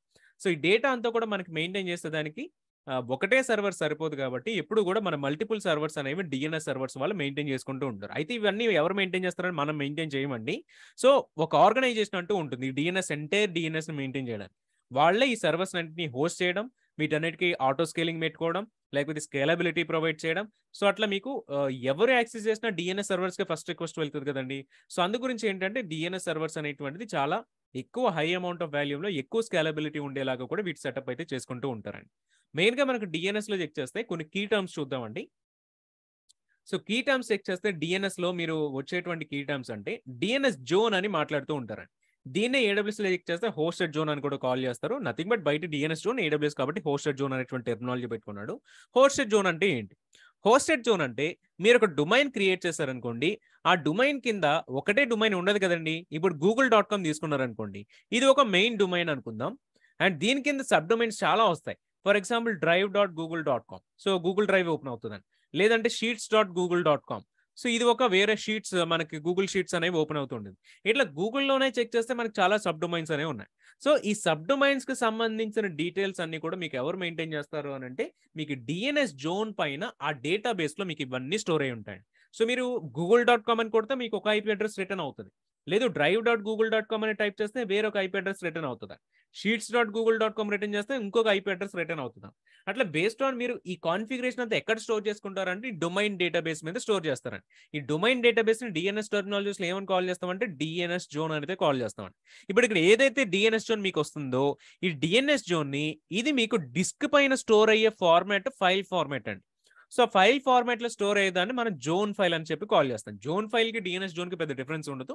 డీఎన్ఎస్ జోన్‌లో ఏవైతే రికార్డ్స్ మీకు స్టోర్ అయ్యి ఉన్నాయో ఆ రికార్డ్స్ అన్నీ కూడా మనం డిస్క్ మీద స్టోర్ అయ్యేదాన్ని జోన్ ఫైల్ అని చెప్పేసి అయితే కాల్ చేస్తామండి. సో, జస్ట్ సింపుల్ అది. దాని గురించి ఎక్కువ జోన్ ఫైల్ గురించి ఎక్కువ డిఫరెన్స్ ఏమీ ఉండదు. DNS zone and zone file 2 కూడా మీకు సిమిలర్ గానే అయితే ఉంటది. అండ్ ఇంకొక మెయిన్ ఇంపార్టెంట్ థింగ్ ఏంటంటే డీఎన్ఎస్ అన్నప్పుడల్లా మేబీ మీరు కూడా వినే ఉంటారు. ఒకవేళ డీఎన్ఎస్ గురించి మీరు ఎప్పుడైనా సమ్ కైండ్ ఆఫ్ వర్డ్స్ అనేవి వింటున్నప్పుడు నేమ్ సర్వర్స్ అనేటువంటిది చాలా చాలా ఇంపార్టెంట్. నేమ్ సర్వర్స్ అని కాల్ చేస్తూ ఉంటారు. లేకపోతే ఎన్ఎస్ రికార్డ్స్ అని చెప్పి కాల్ చేస్తూ ఉంటారు. సో, నేమ్ సర్వర్స్ అనేటువంటిది గాని, ఎన్ఎస్ రికార్డ్స్ అనేటువంటిది గాని ఇది మనకి చాలా చాలా ఇంపార్టెంట్ అండి. ఎందుకంటే మీరు ఒక డొమైన్ అనేటువంటిది తీసుకున్నారు అంటే డొమైన్ కనెక్టివిటీ జరుగుతుంది అనంటే that is because of the name servers అండి. ఒక డొమైన్‌కి హార్ట్ ఆఫ్ ద డొమైన్ మనం ఏం చెప్తామంటే నేమ్ సర్వర్స్ అనేది చెప్తాం. సో, ఈ నేమ్ సర్వర్స్‌తోనే మనకి చాలా యూజ్ కేస్ ఉంటది. చూద్దాం ఇది మనం ఇంకా ఫర్దర్ ఎక్స్‌ప్లనేషన్స్‌లో నేమ్ సర్వర్స్ ఎట్లా మనకి ఒక డొమైన్ క్రియేట్ చేసినప్పుడు వర్క్ అవుతుంది. ఈవెన్ మనం ఒక డొమైన్ నుంచి వేరొక డొమైన్‌కి ఎక్స్‌పాండ్ చేసుకునేటప్పుడు కూడా నేమ్ సర్వర్స్ ఎట్లా మనకి యూజ్ అవుతున్నాయి ఇవన్నీ కూడా ఒకసారి చెక్ చేద్దామండి. సో, నథింగ్ బట్ మనకి ఈ డీఎన్ఎస్ జోన్‌లో ఈ డేటాబేస్‌లో హోస్ట్ అయ్యి ఉంటాయని మనం చెప్పుకుంటున్నామండి. అయితే ఈ డేటాబేస్ ఎక్కడ ఉంటది? ఆ డేటాబేస్‌కి సంబంధించిన ఇన్ఫర్మేషన్ ఎవరి దగ్గర స్టోర్ అయింది? ఆ ఇన్ఫర్మేషన్ ఎవరు చెప్తారంటే మీకు నేమ్ సర్వర్స్ చెప్తదండి. నేమ్ సర్వర్స్ చెప్పి నేమ్ సర్వర్స్‌ని వచ్చేసి ఆ డీఎన్ఎస్ జోన్ రికార్డ్‌కి తీసుకెళ్తది. దెన్ అక్కడికి వెళ్ళిన తర్వాత మనం ఏ సబ్ డొమైన్ యాక్సెస్ చేస్తామో ఆ సబ్ డొమైన్ రిలేటెడ్‌గా మనకి కిందున్న మ్యాప్ అయి ఉన్న ఐపీ అడ్రెస్ ఇవన్నీ కూడా మనకి రిటర్న్ అవుతూ ఉంటాయి. సో, అందు గురించి మనకి యూజ్ అవుతూ ఉంది. టోటల్‌గా మనం ఐపీవీ4 అడ్రెసెస్‌లో చెక్ చేస్తే 4 బిలియన్ ఐపీ అడ్రెసెస్ ఉన్నాయని చెప్పేసి ఎర్లియర్‌గా మనం ఐపీ అడ్రెస్ గురించి డిస్కస్ చేస్తాం. ఈ టోటల్ 4 బిలియన్ ఐపీ అడ్రెసెస్‌లో 13 ఐపీ అడ్రెసెస్ అనేటువంటిది మీకు డీఎన్ఎస్ జోన్స్‌కి, నేమ్ సర్వర్స్‌కి కూడా మొత్తం కంప్లీట్‌గా కూడా అలోకేట్ చేసి పెట్టారండి. సో, ఇవన్నీ కూడా మీకు రిజర్వ్డ్ ఫర్ ఈ 13 ఐపీస్ ఆర్ రిజర్వ్డ్ ఫర్ ఈ ఓన్లీ డీఎన్ఎస్‌కి అయితే ఇవన్నీ రిజర్వ్ చేసుకొని పెట్టుకున్నారు. మొత్తం ఈ డీఎన్ఎస్‌కి సంబంధించిన ఇన్ఫర్మేషన్ ఎవరు మెయింటైన్ చేస్తారు అనంటే, ఎవరు కంట్రోల్ చేస్తారు అనంటే, మనకి ఐసీఏఎన్ఎన్ అని చెప్పేసి గ్లోబల్ కార్పొరేషన్ ఉందండి. సో, దీని ఫుల్ ఫార్మ్ ఏంటి అనంటే internet corporation for assigned names and numbers అండి. నేమ్స్ అంటే మీకు డొమైన్ నేమ్స్ వస్తది. నంబర్స్ అంటే ఐపీ అడ్రెసెస్ వస్తదండి. సో కాబట్టి internet corporation for assigned names and numbers ఇవన్నీ ఎవరు కంట్రోల్ చేస్తారంటే ఐసీఏఎన్ఎన్ అనేటువంటి ఒక గ్లోబల్ కార్పొరేషన్ మెయింటైన్ చేస్తది. జస్ట్ లైక్ ఇండియాలో కంపేర్ చేస్తే మనకి మొబైల్ నెట్వర్క్స్ తీసుకుంటే మొబైల్ నెట్వర్క్స్ అన్ని మనకి కంట్రోల్ చేసేదానికి ట్రాయ్ అనే ఆర్గనైజేషన్ ఎట్లా ఉందో telecom regulatory authority of India. So TRAI లాంటిది మనకి ఈ డొమైన్ నేమ్స్ కి ఐపీ అడ్రసెస్ కి తీసుకుంటే ఐసీఏఎన్ఎన్ అనేటువంటిది ఉందండి. సో ట్రాయ్ కింద ఎట్లనైతే మనకి ఎయిర్టెల్ అని, ఐడియా అని, జియో అని వీళ్ళందరూ డీలర్స్ వీళ్ళందరూ ఉంటారోనండి. సేమ్ మీకు ఐసీఏఎన్ఎన్ కూడా ఇవన్నీ డైరెక్ట్ గా మీకు నేమ్స్ అండ్ నెంబర్స్ ఇవి డైరెక్ట్ గా మేనేజ్ చేయదండి. సో వీళ్ళ కింద సబ్ ఆర్గనైజేషన్స్ ఉంటాయి. సో అవెవరు అని అంటే మీకు రిజిస్ట్రీ అండ్ రిజిస్ట్రార్స్ అని కాల్ చేస్తామండి. సో మనకి ట్రాయ్ కింద ఎట్లనైతే ఎయిర్టెల్ అని, ఐడియా అని, జియో అని వీళ్ళు యాక్చువల్లీ సర్వీస్ ప్రొవైడర్స్ అండి వీళ్ళు. కానీ వీళ్ళు కంట్రోల్ చేసేది ఎవరు అని అంటే మీకు ట్రాయ్ కంట్రోల్ చేస్తుంది. సేమ్ అట్లనే ఐసీఏఎన్ఎన్ ఏం చేస్తుంది అంటేనండి వీళ్ళందరినీ కంట్రోల్ చేస్తుంది అండ్ మెయింటెనెన్స్ కూడా చేస్తుంది. బట్ వీళ్ళందరూ ఏం రెగ్యులేటరీ వర్క్లు చేయాలి అని అంటే ఐసీఏఎన్ఎన్ రెగ్యులేటరీలో వీళ్ళందరూ వర్క్ చేయాలి. ఇప్పుడు రిజిస్ట్రీ అంటే ఏంటి, రిజిస్ట్రార్స్ అంటే ఏంటి అని అంటే రిజిస్ట్రీ అని అంటే మీరు గోడాటీ అనేటువంటిది ఉందండి. గోడాటీ ఏంటి అని అంటే అది ఒక రిజిస్ట్రీ అనమాట. సేమ్ అట్లనే రౌట్ 53 అనేటువంటి తీసుకున్న ఏడబ్ల్యూఎస్ సర్వీసు రౌట్ 53 కూడా మీకు రిజిస్ట్రీ అవుతుందండి. రిజిస్ట్రీ అండ్ రిజిస్ట్రార్స్ కింద అయితే మనకి ఇది కన్సిడరేషన్ అవుతుంది. ఇవి మనకి డైరెక్ట్ రిజిస్ట్రార్స్ అవుతుంది. రిజిస్ట్రీ అనేటువంటిది వేరొకటి ఉంటుంది, అది మనం చూద్దామండి. ఇక్కడ రిజిస్ట్రీ అనేటువంటిది ఏంటంటే యాక్చువల్ గా మీకు ఐసీఏఎన్ఎన్ కింద రిజిస్ట్రీస్ కనెక్ట్ అయి ఉంటాయి. రిజిస్ట్రీస్ లో మీకు ఏమొస్తుంది అంటే మనకి వెరీసైన్ అనేటువంటిది ఉంటుంది, నాసా అనేటువంటిది వస్తుందండి. అట్లా మీకు కొన్ని ఒక 3-4 ఉన్నాయి రిజిస్ట్రీస్ కింద. డైరెక్ట్ గా మీరు ఏ డొమైన్స్ క్రియేట్ చేసినా అవన్నీ కూడా one of these particular groups నుంచి కూడా క్రియేట్ అవుతూ ఉంటుంది. ఫర్ ఎగ్జాంపుల్ మీరు ఏది .com అనే డొమైన్ క్రియేట్ చేసినా .com కానీ .in కానీ ఎవరు మెయింటైన్ చేస్తారంటే వెరీసైన్ అనేటువంటి మెయింటైన్ చేస్తుంది. ఇక్కడ వెరీసైన్ అనేటువంటిది మీకు టాప్ లెవెల్లో క్రియేట్ చేసేదండి, సర్వీస్ ప్రొవైడర్ అది. కానీ మీకు కిందకు వచ్చేసరికి ఎవరు మెయింటైన్ చేస్తారంటే మీకు గోడాడీ అనేటువంటిది కానీ ఆర్ఎల్స్ మీకు గోడాడీ లాంటివి వేరే సైట్స్ చాలా ఉన్నాయి కదండి డొమైన్స్ ప్రొవైడ్ చేసేటువంటివి. అవన్నీ కూడా మీకు ఏంటంటే రిజిస్ట్రార్స్ అని కాల్ చేస్తామండి. రిజిస్ట్రీ అంటే ఎవరంటే ఫస్ట్ మెయిన్ రిజిస్ట్రీ ఎవరు మెయింటైన్ చేస్తారు, మెయిన్ రిజిస్ట్రీ మెయింటైన్ చేసేది ఇక్కడ మీకు వెరీసైన్ కానీ నాసా అని కానీ మీకు ఒకటి ఉంటుంది, ఇంకొక ఆర్గనైజేషన్ వచ్చి అవి 3 ఆర్గనైజేషన్స్ మీకు మెయింటైన్ చేస్తూ ఉంటాయి. రిజిస్ట్రార్స్ ఏంటంటే జస్ట్ లైక్ డీలర్స్ ఎట్లా వర్క్ చేస్తారో ఈ ఎయిర్టెల్, ఐడియా, జియో డైరెక్ట్ గా అమ్మవు కదండి, అయ్యి మధ్యలో సమ్ కైండ్ ఆఫ్ డీలర్షిప్స్ తీసుకుని వాళ్ళ ద్వారా అవి సేల్ చేస్తూ ఉంటాయి. సేమ్ ఇక్కడ గోడాడీ, రౌట్ 53 ఇవన్నీ కూడా మీకు డీలర్స్ లాంటివండి. మెయిన్ గా రిజిస్ట్రీస్ నుంచి తీసుకుని రిజిస్ట్రార్స్ వచ్చి మనకి సేల్ చేస్తూ కూడా ఉంటారు అనమాట. సో ఇది మనకి బేసికలీ కూడా డిఎన్ఎస్ లో ఉన్నటువంటి కీ టర్మ్స్ అండి ఇవన్నీ కూడా. సో డిఎన్ఎస్ లో ఒక సర్వీస్ అనేటువంటిది, ఒక డొమైన్ అనేటువంటిది మనం రిజిస్ట్రీ చేసుకోవాలి అని అంటే ఆ ఫ్లో అనేటువంటిది ఎట్లా వర్క్ అవుతుంది and in terms of that లో మనకి డిఎన్ఎస్ లో ఈ రికార్డ్స్ అని ఎట్లా స్టోర్ అవుతాయి అండ్ నేమ్ సర్వర్స్ రికార్డ్ యొక్క ప్రయారిటీ ఏంటి, ఇంపార్టెన్స్ ఏంటి అనేటువంటిది అంతా కూడా ఒకసారి ఇందులో చూద్దాం. ఫర్ ఎగ్జాంపుల్ మనం ఒక డొమైన్ అనేటువంటిది బై చేయాలని ట్రై చేస్తున్నాం. మనం ఫస్ట్ ఎవరిని అప్రోచ్ అవుతామనంటే గోడాడీలో కానీ లేకపోతే రౌట్ 53లో కానీ లేకపోతే డొమైన్ ఎవరైతే సేల్ చేస్తున్నారో ఆ వెబ్సైట్స్ లోకి వెళ్తాం. వాటిని మనం ఏమని కాల్ చేస్తామండి, డొమైన్ రిజిస్ట్రార్స్ అని చెప్పి కాల్ చేస్తాం అన్నమాట.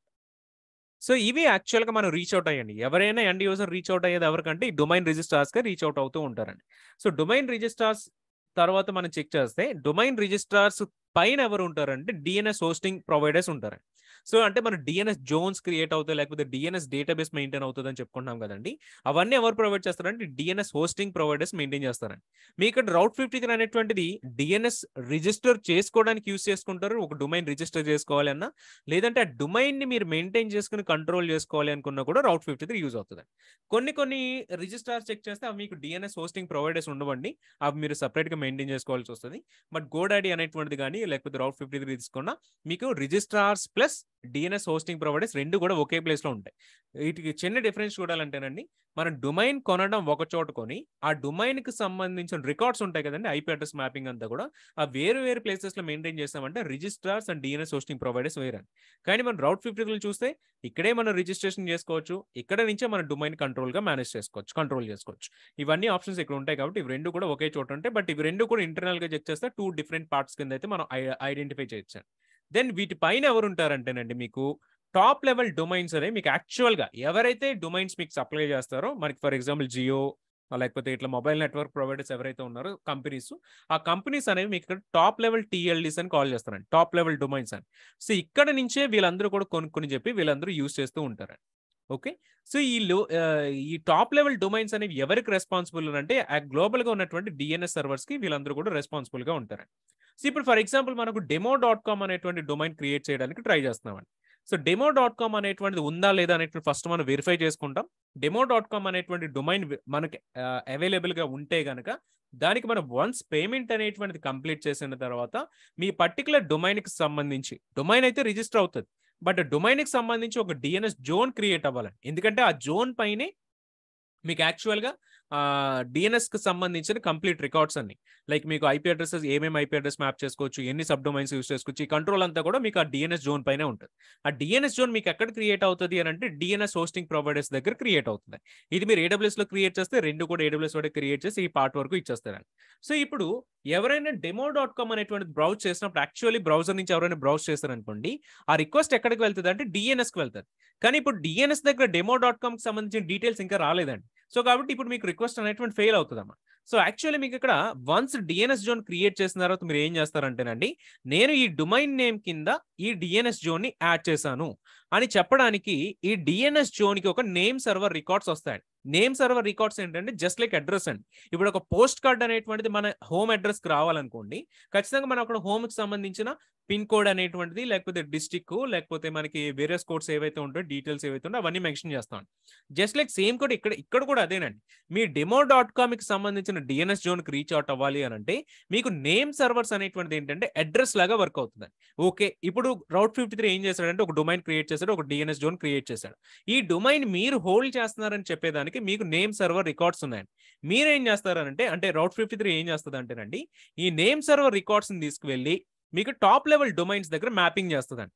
సో రౌట్ 53 ఒక నేమ్ సర్వర్ రికార్డ్స్ తీసుకువెళ్ళి ఈ టాప్ లెవెల్ డొమైన్స్ దగ్గర ఓకే demo.com అనేటువంటి రిజిస్టర్ నాకు ఈ డొమైన్ అనేటువంటి నేనే మెయింటైన్ చేస్తాను, దానికి సంబంధించిన నేమ్ సర్వర్ రికార్డ్స్ ఇట్లా ఉన్నాయని చెప్పేసి నేమ్ సర్వర్ అడ్రస్ అయితే టాప్ లెవెల్ డొమైన్కి ఇస్తుంది.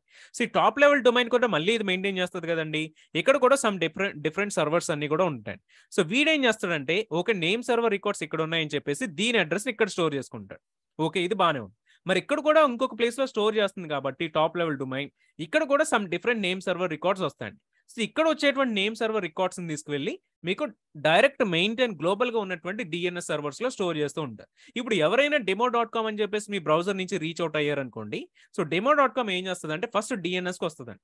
డిఎన్ఎస్ కి వచ్చిన తర్వాత డిఎన్ఎస్ లో ఏముంటుంది అంటే మీకు demo.com కి సంబంధించి ఎవరు నేమ్ సర్వర్ రికార్డ్స్ ఉంటాయంటే టాప్ లెవెల్ డొమైన్ కి సంబంధించి నేమ్ సర్వర్ రికార్డ్స్ ఉంటాయి. సో అందు గురించి demo.com అని టైప్ చేయకుండా డిఎన్ఎస్ ఎవరి దగ్గర చెక్ చేస్తుంది అంటే రిక్వెస్ట్ ఇక్కడ నుంచి డైరెక్ట్ ఇక్కడికి వచ్చేస్తుంది అనమాట. సో ఇక్కడ చెక్ చేస్తుంది. ఇక్కడ అగైన్ ఏముందండి, ఈ రికార్డ్స్ డైరెక్ట్ గా నా దగ్గర లేవు, ఇవి కింద ఇంకొకరు రౌట్ 53 అనేటువంటి సర్వీస్ మెయింటైన్ చేస్తుంది, నువ్వు అక్కడికి వెళ్ళని చెప్పేసి ఆ నేమ్ సర్వర్ రికార్డ్స్ ఇస్తుందండి. Based on name server record address ని బట్టి ఇక్కడ నుంచి కనెక్షన్ అనేటువంటి మీకు ఇక్కడికి వస్తుందండి. సో ఇక్కడ ఇది యాక్చువల్ గా ఈ సర్వర్ రికార్డ్స్ కానీ డొమైన్ కి సంబంధించిన ఐపీ అడ్రస్ కానీ ఇవన్నీ ఇక్కడ మెయింటైన్ చేస్తుంది. కాబట్టి demo.com కింద ఉన్నటువంటి ఐపీ అడ్రస్ ఏదైతే ఉందో ఐపీ అడ్రస్ ని ఇక్కడికి రిటర్న్ చేస్తుంది, ఇక్కడ నుంచి డిఎన్ఎస్ సర్వర్స్ కి అయితే వెళ్తుంది. అట్లా ఫైనల్ గా డిఎన్ఎస్ సర్వర్స్ వచ్చేసి మీ బ్రౌజర్ కి సమ్ ఐపీ అడ్రస్ రిటర్న్ చేస్తుంది. ఆ రిటర్న్ చేసినటువంటి ఐపీ అడ్రస్ ని మీకు ఐపీ యాక్సెసిబుల్ గా ఉంటే కనుక మీరు బ్రౌజర్ లో కనెక్ట్ అవుతారు, యాక్సెసిబిలిటీ లేకపోతే కనుక మీరు కనెక్ట్ అవ్వలేరు.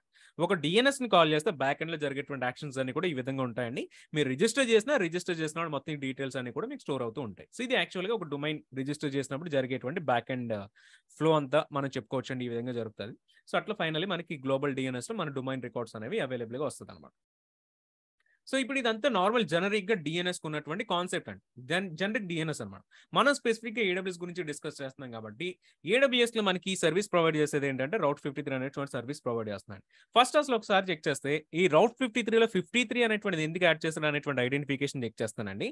మీకు డిఎన్ఎస్ అనేటువంటి సర్వీస్ కి ప్రోటోకాల్ ఏమొస్తుంది అంటేనండి 53 అనేటువంటి ప్రోటోకాల్ వస్తుంది. అదే మీకు HTTP అనేటువంటి ప్రోటోకాల్ తీసుకున్నారనుకోండి 80 పోర్ట్ నెంబర్ వస్తుంది. HTTPS ప్రోటోకాల్ తీసుకున్నారనుకోండి 443 పోర్ట్ నెంబర్ వస్తుంది. SSH ప్రోటోకాల్ తీసుకున్నారనుకోండి 22 వస్తుంది. అట్లా RDP తీసుకుంటే 3389 వస్తుంది. ఎవ్రీ ప్రోటోకాల్కి ఒక పోర్ట్ నెంబర్ ఉన్నట్టే మీకు డిఎన్ఎస్ ప్రోటోకాల్కి వచ్చేసి 53 ఇస్ ద పోర్ట్ నెంబర్ అండి. అందు గురించి సేమ్ అదే నెంబర్ని తీసుకొచ్చి మీకు రౌట్ 53 అనేటువంటి దాంట్లో అయితే యాడ్ చేస్తారు అనమాట. సో అందు గురించి మీకు రౌట్ 53లో 53 అనేటువంటి నెంబర్ అయితే కనిపిస్తూ ఉంటుంది. సో ఒకసారి దీని గురించి కూడా మనం డీటెయిల్స్ చూద్దామండి. సో మీరు రౌట్ 53లో మనం ఇప్పటిదాకా డిస్కస్ చేసినట్టుగా ఒక డొమైన్ ని మీరు రిజిస్టర్ చేసుకోవచ్చు. అండ్ డొమైన్ కి సంబంధించిన జోన్స్, డిఎన్ఎస్ జోన్స్ మీరు మెయింటైన్ చేసుకోవచ్చు అండి. మనం AWS లో డిఎన్ఎస్ జోన్స్ ని ఏ టెర్మినాలజీస్ లో కాల్ చేస్తామంటే హోస్టెడ్ జోన్ అనేటువంటి టెర్మినాలజీలో కాల్ చేస్తాం అనమాట. సో ఇక్కడ మీకు హోస్టెడ్ జోన్ అవుతుంది, ఇది నార్మల్ జనరల్ గా చెక్ చేస్తే డిఎన్ఎస్ జోన్ అని అయితే కాల్ చేస్తారండి.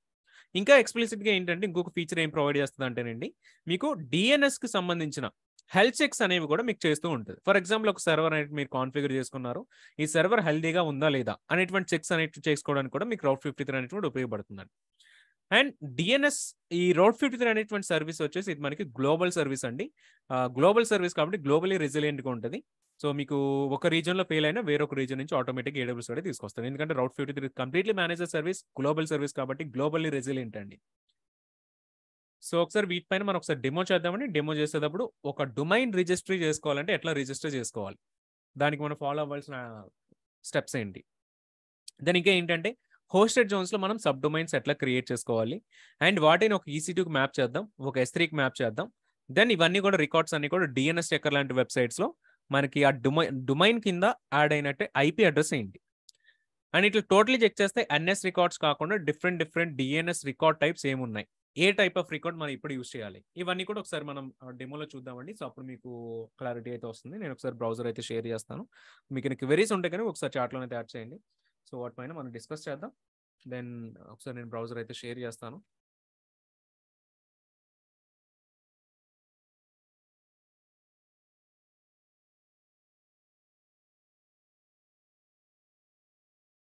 సో రౌట్ 53 అనేటువంటిది మీకు గ్లోబల్ సర్వీస్ అండి. సో అక్కడ మీకు రీజన్ సెలెక్షన్ ఉండదు. రౌట్ 53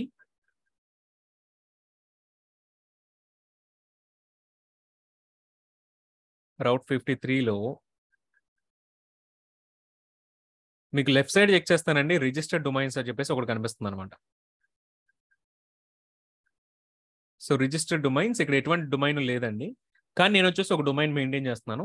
అది నాకు ఎక్కడ ఉంది అని అంటే ప్రొడక్షన్ అకౌంట్లో ఉందండి. ఇది కరెంట్లో వచ్చేసి డెవ్ అకౌంట్ కాబట్టి బట్ స్టిల్ నేను డెవ్ అకౌంట్కి సంబంధించిన హోస్టెడ్ జోన్ నేను ఇక్కడి నుంచి మెయింటైన్ చేస్తున్నాను. ఎట్లా నేను మెయింటైన్ చేస్తానంటే ప్రీవియస్గా మనం చెప్పుకున్న కాన్సెప్ట్ ఏనండి. మనకి మెయిన్ డొమైన్ వచ్చేసి ఎక్కడ ఉంది అంటే ప్రొడక్షన్ అకౌంట్లో ఉందండి. నేను అది కూడా చూపిస్తాను మీకు ఒకసారి. ప్రొడక్షన్ అకౌంట్లో మనకు ఆల్రెడీ అక్కడ ఒక హోస్టెడ్ జోన్ ఉంది. ఆ హోస్టెడ్ జోన్లో నేనేం చేశానంటే నీకు ఎప్పుడైతే dev.rakeshsaniki.com అని చెప్పేసి ఒక రిక్వెస్ట్ వస్తుందో, రిక్వెస్ట్ వచ్చినప్పుడల్లా కూడా నాకు ఇక్కడ ఉన్నటువంటి డెవ్ సర్వర్స్ కి సంబంధించిన నేమ్ సర్వర్ రికార్డ్స్ వచ్చేసి నేను ప్రొడక్షన్ అకౌంట్ లో మ్యాపింగ్ చేస్తున్నాను. సో అక్కడ నుంచి కంట్రోల్ నేను ఈ పర్టికులర్ సబ్ డొమైన్స్ ఇక్కడ నుంచి నేను మెయింటైన్ చేస్తున్నాను. చూద్దాం, అది కూడా చూద్దాం. ఫస్ట్ అసలు యాక్చువల్గా మీరు ఒక డొమైన్ అనేటువంటి రిజిస్టర్ చేసుకుంటే కనుకండి, so click on registered domains. మీ డొమైన్ మీరు సెలెక్ట్ చేసుకోండి. ఫర్ ఎగ్జాంపుల్ demo.com అనేటువంటిది అవైలబుల్గా ఉందా లేదా చెక్ చేస్తే మోస్ట్లీ అవైలబుల్గా ఉండదు. So demo.com is not available. And కింద వచ్చేసి ఆల్టర్నేటివ్ సజెషన్స్ అనేవి మీకు చేస్తూ ఉంటుందండి. సో ఇవన్నీ ఆల్టర్నేటివ్ సజెషన్స్. అండ్ ఒకసారి మనం సో డెమో 1 2 3 అండ్ మళ్ళీ demo some different name add చేద్దాం. మీ నేమ్తో మీరు ట్రై చేయొచ్చు. సో ఈ నేమ్ తోటి అయితే మనకి ఎగ్జాక్ట్ మ్యాచ్ ఉంది కాబట్టి ఈ డొమైన్ అయితే మనకి అవైలబుల్గా ఉంది.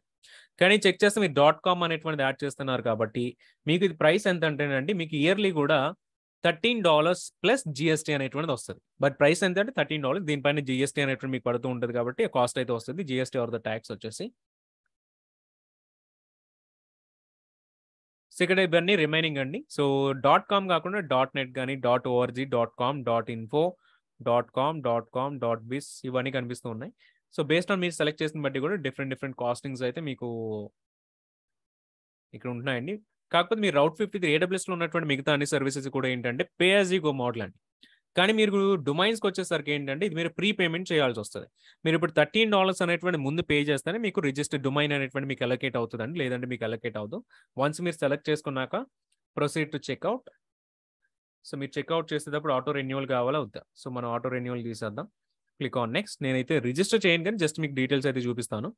మీకు సంబంధించిన కాంటాక్ట్ డీటెయిల్స్ అన్ని మీ డీటెయిల్స్ అన్ని చూపించిన తర్వాత ఐ థింక్ అలౌ చేయదు. సో మొత్తం మీ డీటెయిల్స్ అన్ని అలౌ చేసి మొత్తం పేమెంట్ అంతా చేసిన తర్వాత ఫైనలీ కూడా మీకు డొమైన్ అయితే వస్తుందండి. సో ప్రెజెంట్ నేను ఇది కంప్లీట్ చేయట్లేదు ఎందుకంటే నా పేమెంట్ $13 కాస్ట్ అవుతుంది కాబట్టి. వన్స్ మీరు మీరు టోటల్గా ఒక డొమైన్ అనేటువంటి కంప్లీట్గా రిజిస్ట్రేషన్ కంప్లీట్ అయిన తర్వాత మీకు రిజిస్టర్ డొమైన్ అయితే ఇక్కడ కనిపిస్తూ ఉంటుంది. నేను ఒకసారి దాన్ని కూడా చూపిస్తాను. ఒకసారి ప్రొడక్షన్ అకౌంట్కి లాగిన్ అవుతాను.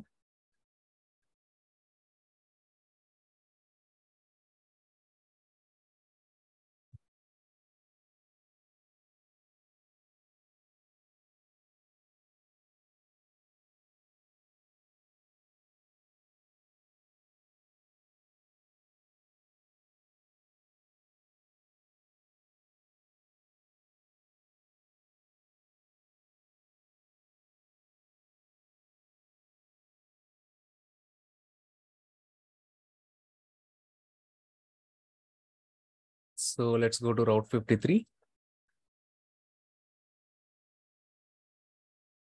Route 53 లో again let's go to register domains.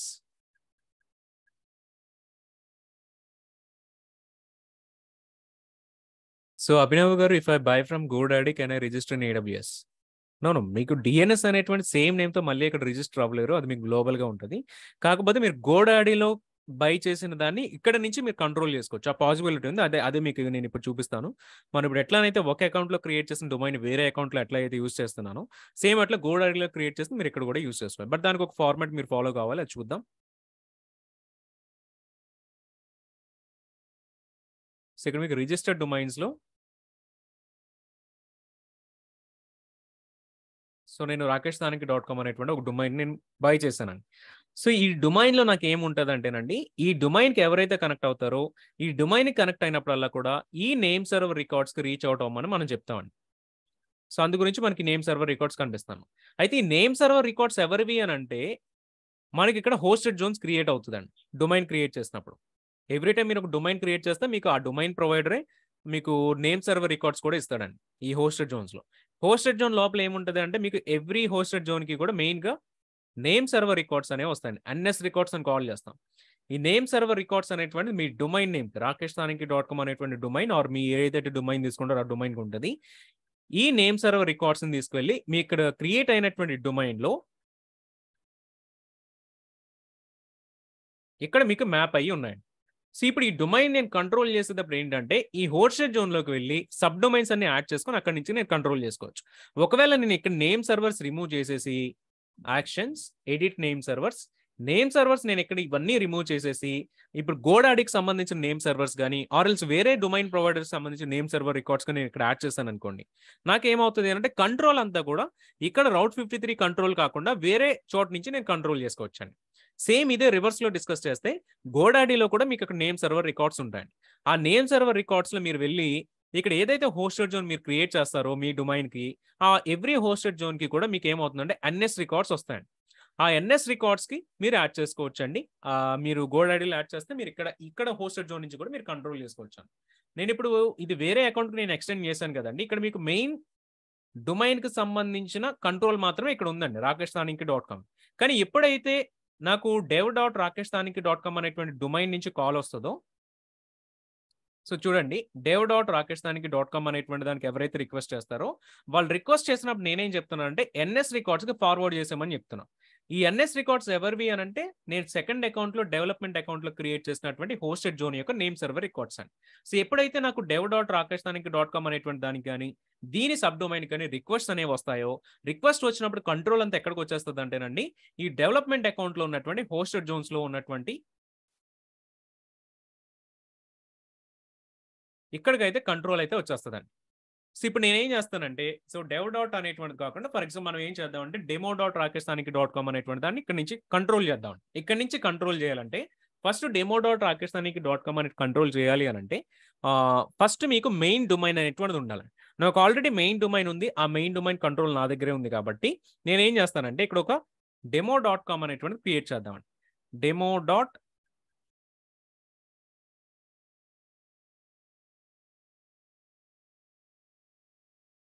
So public hosted zones గురించి రేపు చూద్దామండి. But public hosted zone select చేసుకోండి, క్రియేట్ హోస్టెడ్ జోన్. సో ఈ డెమో మీరు చేయాలి అన్న మీకు కూడా ఒక కస్టమ్ డొమైన్ అయితే ఉండాలండి, అప్పుడే మీకు అయితే పాసిబిలిటీ ఉంటుంది. ఆల్రెడీ మీ దగ్గర ఒక డొమైన్ ఉంటేనే మీరు డెమోస్ అన్ని చేయగలరు, లేకపోతే నార్మల్లీ చేయలేరు. ఎందుకంటే ఇక్కడ నేను హోస్టెడ్ జోన్ క్రియేట్ చేశాను కదా అని చెప్పేసి డొమైన్కి సంబంధించి కంట్రోల్ అంతా నా దగ్గరికి రాదండి. బిఫోర్ దట్ మనకు ఒక రిజిస్టర్ అయిన డొమైన్ ఉండాలి.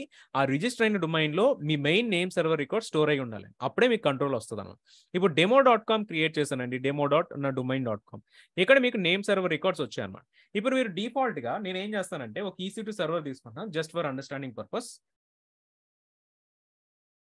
ఒక EC2 సర్వర్ తీసుకుని అందులో ఒక HTTPD ఆన్ చేద్దాం. ఆ IP అడ్రస్ ఇక్కడ నేను మ్యాప్ చేస్తాను. Let's create one EC2 server సింపుల్గా, launch instance. So route 53 demo 5.10 kernel, T2 micro, no key pair, proceed without a key pair, default VPC తీసుకోండి, పోర్ట్ నెంబర్ 80 ఒకటి ఎనేబుల్ చేసుకోండి, and that's it. Launch instance. So let us connect to this instance.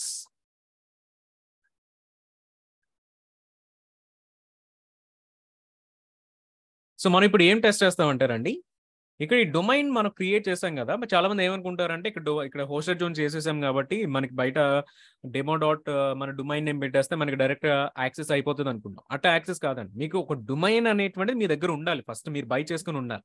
ఆ domain అనేటువంటి మీ దగ్గర ఉంటేనే main domain, దాని నుంచి sub domain మీరు కంట్రోల్ చేసుకోగలుగుతారండి. సో సేమ్ అదే ఒకసారి డెమోలో కూడా చూద్దాం, సో దట్ మీకు కూడా క్లారిటీ అయితే వస్తుంది. So click on connect, click on connect. Just command files ఏమి ఇవ్వట్లేదండి దీనికి, జస్ట్ ఈ ప్లెయిన్ కమాండ్స్ వచ్చేసి మీరు డైరెక్ట్గా టైపింగ్ చేయండి. sudo -i for administrative privileges, then install httpd -y for the confirmation.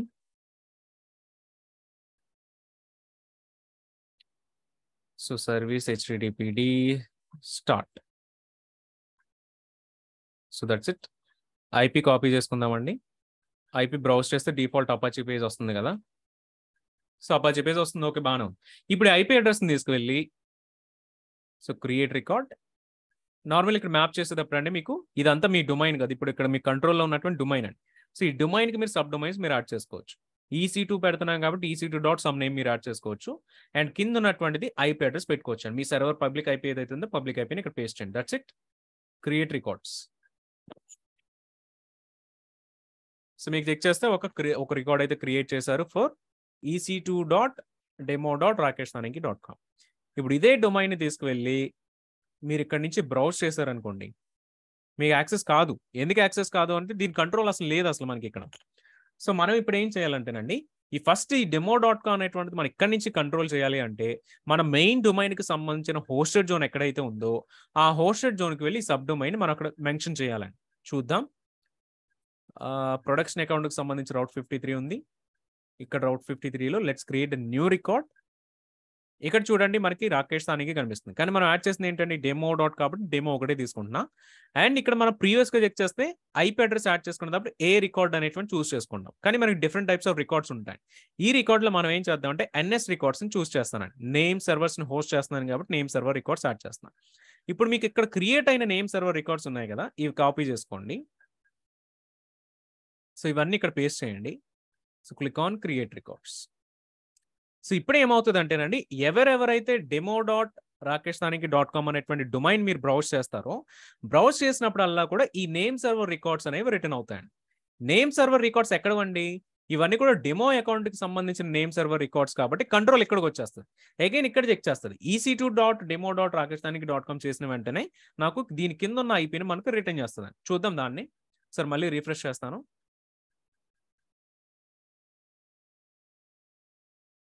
చూస్తే మీకు అలా రిఫ్రెష్ చేసేసరికి EC2.demo.rakeshsaniki.com. సో మీ డొమైన్ వచ్చేస్తుంది. ఎట్లా వస్తుంది అంటే మనకు గ్లోబల్గా నా దగ్గర రిజిస్టర్ చేసుకున్న డొమైన్ దగ్గరికి వెళ్ళి నేను ఇక్కడ ఉన్నటువంటి హోస్టెడ్ జోన్ మ్యాప్ చేశాను కాబట్టి అక్కడ వేరే అకౌంట్లో డొమైన్ ఉన్నప్పటికీ అక్కడ కంట్రోల్ నేను ఇక్కడ తెచ్చుకున్నానండి. ఇట్లా ఒక EC2 ఇన్స్టెన్స్ మీరు మ్యాపింగ్ చేయాలి అనుకున్నప్పుడు ఇట్లా మీరు మ్యాపింగ్ చేసుకోవచ్చు అండి. సో కస్టమ్లో మీరు గోడాడీలో క్రియేట్ చేస్తే మీరు ఇక్కడ హోస్టెడ్ జోన్ క్రియేట్ చేసుకుంటారు. ఇక్కడ ఉన్నటువంటి నేమ్ సర్వర్ రికార్డ్స్ని తీసుకెళ్ళి గోడాడీలో మీరు మ్యాప్ చేసుకుంటారు సబ్ డొమైన్ కింద. సో మ్యాప్ చేసుకున్నప్పుడు ఏంటంటే ఆ సబ్ డొమైన్కి మీరు ఇక్కడ నుంచి కంట్రోల్ చేసుకోవచ్చు. లేదా మెయిన్ డొమైన్ మీరు మ్యాపింగ్ చేయాలి అనుకున్నా సరే మీకు మెయిన్ డొమైన్ చేంజ్ చేసేయాలనుకోండి కంట్రోల్ని, మీరు ఏం చేస్తారంటే రిజిస్టర్డ్ డొమైన్స్కి వెళ్ళిపోయి రిజిస్టర్డ్ డొమైన్స్లో మీరు ఇక్కడ నుంచి ఎడిట్ చేసుకోవచ్చు కదా. ఈ నేమ్ సర్వర్ రికార్డ్స్ దగ్గర మీరు చేంజ్ చేస్తే మెయిన్ డొమైన్ కంట్రోల్ కూడా చేంజ్ అయిపోతుంది. బట్ అప్పుడు మీరు ఇక్కడ డెమో డాట్ అని కాకుండా rakeshsaniki.com అని క్రియేట్ చేసుకుంటే మీరు మెయిన్ డొమైన్ కూడా ఇక్కడ నుంచి మీరు మెయింటైన్ చేసుకోవచ్చు అన్నమాట. సో ఎన్ని సబ్ డొమైన్స్ అని యాడ్ చేసుకోవచ్చు, అందులో లిమిట్ ఏం లేదు శివ గారు. So you can add as many as sub domains, problem ఏమీ ఉండదు.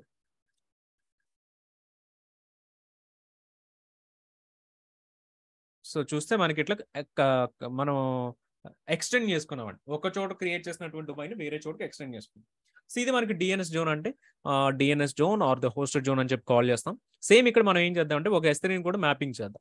అయితే మీరు ఒక S3 బకెట్ని మ్యాపింగ్ చేయాలి అని అంటే మీకు గుర్తుండాల్సింది ఏంటంటేనండి, మీరు ఏదైతే సబ్ డొమైన్తో S3 బకెట్ని కాల్ చేయాలనుకుంటున్నారో ఆ సబ్ డొమైన్తోనే మీరు S3 బకెట్ నేమ్ని క్రియేట్ చేయాలని, లేకపోతే మీకు పాసిబిలిటీ అనేటువంటిది ఉండదు.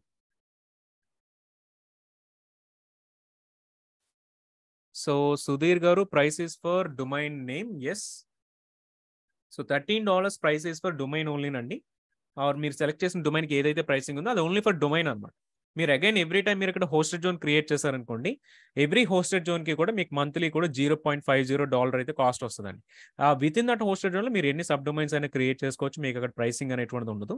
మొత్తం హోస్టెడ్ జోన్కే ప్రైసింగ్ ఉంటుందండి. హోస్టెడ్ జోన్ ప్రైసింగ్ ఎంత అంటే ఒక్కొక్క హోస్టెడ్ జోన్కి $0.50 పర్ మంత్ అండి. సో అరౌండ్ మీకు ₹35 ₹40 పర్ మంత్ అయితే ఛార్జెస్ పడతాయి ఫర్ వన్ హోస్టెడ్ జోన్ అనమాట. సో S3 కనెక్టివిటీ చేయాలి అని అంటే ఫస్ట్ మీరు ఇక్కడ ఏదైతే డొమైన్ మీరు S3 బకెట్కి మ్యాపింగ్ చేయాలనుకుంటున్నారో ఆ డొమైన్ తోటి మీరు S3 బకెట్ నేమ్ క్రియేట్ చేయాలండి. ఫర్ ఎగ్జాంపుల్ S3 సర్వీస్కి వెళ్దాం. 1 moment.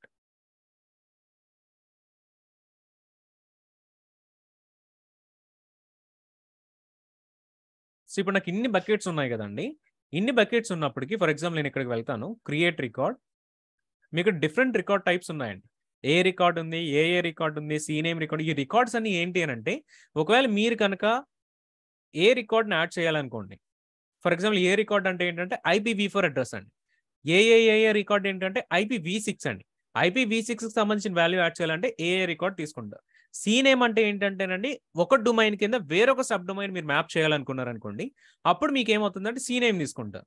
ఫర్ ఎగ్జాంపుల్ ఇక్కడ నేను గూగుల్ అనేటువంటి తీసుకున్నాను అనుకోండి, google.demo.rakishthaniki.com. ఇక్కడ సీనేమ్ అనేటువంటి తీసుకుని కింద ఏం చేస్తానంటే google.comకి రీడైరెక్ట్ చేస్తానండి. సో అట్లా సీనేమ్ అనేటువంటి మనకు ఉపయోగపడుతుంది. ఒకసారి క్రియేట్ రికార్డ్స్.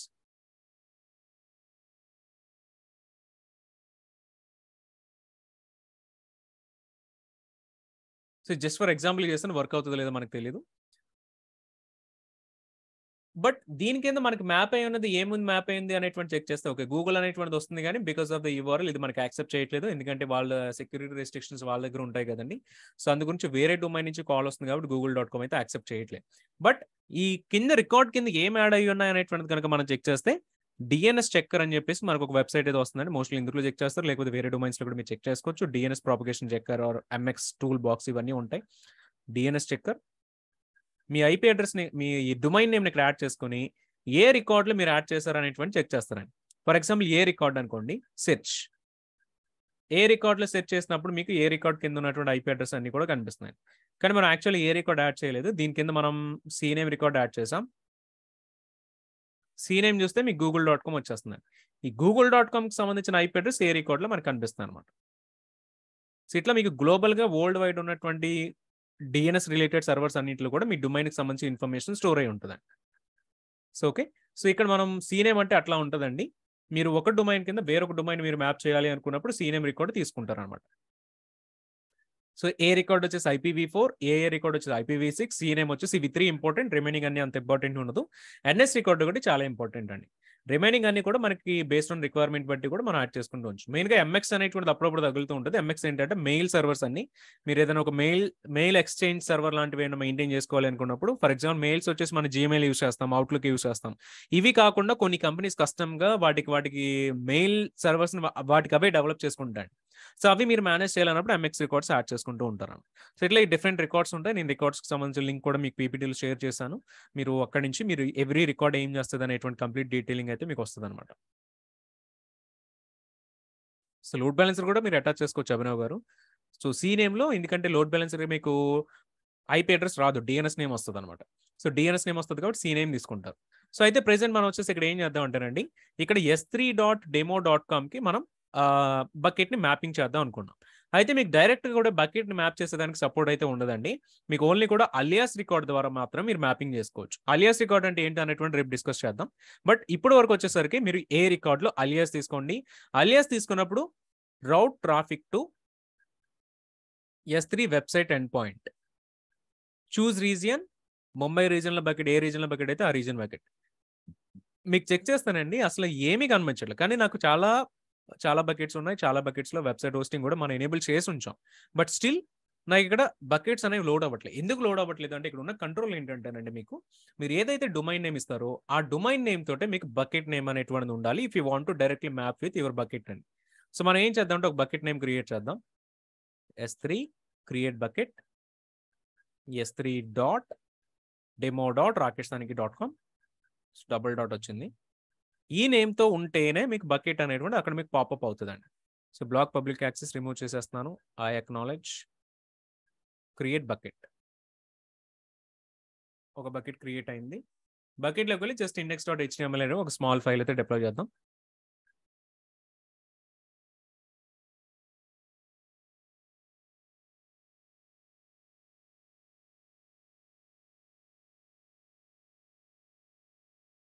సమ్ ఏదైనా జస్ట్ హలో వరల్డ్ అని చెప్పేసి ఒక చిన్న ఫైల్ అయితే అప్‌లోడ్ చేసుకోండి. Add files. So, index.html upload.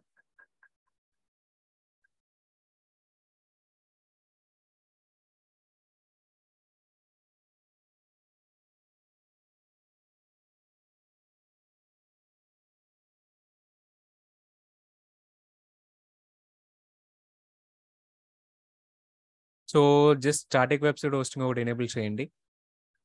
And bucket policy ఒకటి పెట్టేద్దాం. Enable. So, default file document వచ్చేసి index.html కాబట్టి అదే యాడ్ చేద్దాం. Save changes.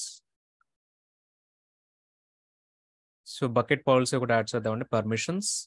Add bucket policy. Click on edit. Add statement. ప్రిన్సిపల్‌లో స్టార్ పెట్టేసుకోండి. Action s3:* bucket arn/star. So, already మనం ప్రీవియస్‌గా చేసినవి. సో దట్ అందు గురించి ఫాస్ట్‌గా చేస్తున్నాను. Click on save changes. Yeah! That's it. ఇప్పుడు రౌట్ 53కి వెళ్దామండి. సో, ఒకసారి మళ్ళీ రీజియన్ సెలక్షన్ చేంజ్ చేద్దాం. AP south 1. చూస్తే ఇప్పుడు లోడ్ అవుతుందండి. మనం ఏదైతే బకెట్ యాడ్ చేసామో s3.demo.rakeshtaniki.com ఆ బకెట్ మాత్రమే లోడ్ అవుతదండి. వేరేది ఏది కూడా లోడ్ అవ్వదు. సో, కాబట్టి మీరు ఎప్పుడైనా S3ని డైరెక్ట్‌గా రౌట్ 53లో మ్యాపింగ్ చేయాలి అనుకుంటే మెయిన్ మెయిన్ కండిషన్ ఏంటంటే మీ బకెట్ నేమ్ కూడా మీ డొమైన్ నేమ్‌తో సేమ్ ఉండాలండి. లేదు ఇక్కడ నేను S3 1 పెట్టాననుకోండి. నాకు డొమైన్ చేంజ్ అయిపోయింది కాబట్టి ఇప్పుడు బకెట్ నాకు ఇక్కడ రాదండి. No resources found. So, S3 పెట్టినప్పుడు మళ్ళీ మనకి రిసోర్స్ అయితే వస్తదండి. Website end point. సో, ఇట్లా మీరు యాడ్ చేసుకోవచ్చు. సో, ఇప్పుడు ఒక రికార్డ్ క్రియేట్ అయింది కాబట్టి s3.demo.rakeshtaniki.com దీన్ని బ్రౌజ్ చేసినప్పుడు ప్రాపగేట్ అవుతూ ఉంటది.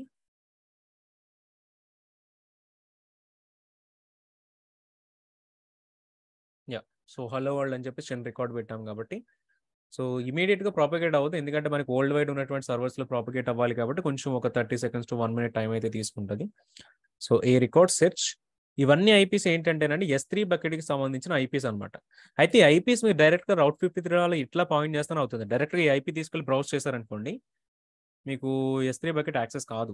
ఎందుకంటే ఏడబ్ల్యూఎస్ వాడు దాన్ని అలౌ చేయడు. అందు గురించి అని చెప్పి మీకు వేరే చోటకి రీడైరెక్ట్ అయిపోతారు. బట్ మీ డొమైన్ నేమ్‌తో హోస్ట్ చేసిన డొమైన్ నేమ్‌తో యాక్సెస్ చేస్తేనే మీకు మీ బకెట్‌లో ఉన్నటువంటి కంటెంట్ అయితే వస్తదనమాట. సో, ఇట్లా ఒక S3 బకెట్ మీరు మ్యాపింగ్ చేసుకోవచ్చు. లేదు ఏదైనా ఒక EC2 అడ్రెస్‌ని గాని, ఏదైనా ఒక పబ్లిక్ ఐపీ అడ్రెస్‌ని గాని మీరు మ్యాప్ చేయాలనుకుంటే జస్ట్ ఇదే ఫార్ములా మీరు ఫాలో అవుతారండి. అండ్ ఇట్లా మీరు చెక్ చేస్తే గనక మనకి టోటల్ రికార్డ్స్ అన్ని డీటెయిల్స్ గురించి నేను మన స్లైడ్స్‌లోనైతే ఒక లింక్ యాడ్ చేస్తాను రికార్డ్ టైప్స్ అని చెప్పేసి. మీకు అక్కడి నుంచి కూడా ఒకసారి లింక్ ఓపెన్ చేస్తాను.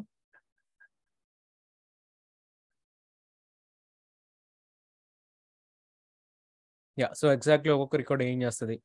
ఏ రికార్డ్ వచ్చేసి మీకు ఎగ్జాంపుల్ ఇట్లా ఉంటదండి. అండ్ ఏ రికార్డ్ వచ్చేసి IPv6 అడ్రెస్ వస్తది. సి నేమ్ రికార్డ్ వచ్చేసి మీరు ఒక డొమైన్ వేరొక డొమైన్ కింద మీరు మ్యాపింగ్ చేస్తారన్నమాట. ఇట్లా ఉంటదండి. అండ్ సేమ్ ఎన్ఎస్ రికార్డ్‌లో వచ్చేసి నేమ్ సర్వర్ రికార్డ్స్ వస్తాయి. మిగతావన్నీ కూడా మీరు చెక్ చేసుకోవచ్చు. బేస్డ్ ఆన్ రిమైనింగ్ మనం అంత అవసరం ఉండదు గానీ రియల్ టైమ్ సినారియోస్‌లో ఏ రికార్డ్ ఒకటి, ఏఏ రికార్డ్ ఒకటి, ఎన్ఎస్ రికార్డ్ ఒకటి, సి నేమ్ రికార్డ్స్ ఒకటి. ఇవి మనకి ఇంపార్టెంట్. సేమ్ ఇదే లింక్ మీకు స్లైడ్స్‌లో కూడా ఉంటదండి. వన్స్ మీకు డొమైన్ ఉంటేనే మనం చేసిన డెమో వర్క్ అవుతదండి. ఒకవేళ డొమైన్ లేకపోతే గనుక రేపు మనం ప్రైవేట్ హోస్టెడ్ జోన్స్ గురించి డిస్కస్ చేస్తాం. ఇవన్నీ పబ్లిక్ హోస్టెడ్ జోన్స్ అండి. సో, ఫస్ట్ ఈ డొమైన్ మీకు పబ్లిక్‌గా అవైలబుల్‌గా ఉంటేనే మీకు యాక్సెసిబిలిటీ ఉంటదన్నమాట. రేపొచ్చేసి మనం హోస్టెడ్ జోన్ క్రియేట్ చేసేటప్పుడు ప్రైవేట్ హోస్టెడ్ జోన్ క్రియేట్ చేస్తామండి. సో, అప్పుడు మనకి ఆ డొమైన్ ఎట్లా వర్క్ అవుతుంది, ప్రైవేట్ హోస్టెడ్ జోన్స్‌లో మీరు డెమో చేయొచ్చనమాట. ఓకే. ఆల్రెడీ సమ్ రికార్డ్స్ ఉన్నాయి. ఫస్ట్ యాడ్ చేసిన రికార్డ్స్ అన్ని రిమూవ్ చేసేద్దాం. Delete records. సో, మీకు డిఫాల్ట్‌గా 2 రికార్డ్స్ క్రియేట్ అవుతాయి. ఎన్ఎస్ రికార్డ్, ఎస్ఏఏ రికార్డ్ ఇవి 2 ఉన్నా పర్లేదు. delete zone. Let's delete.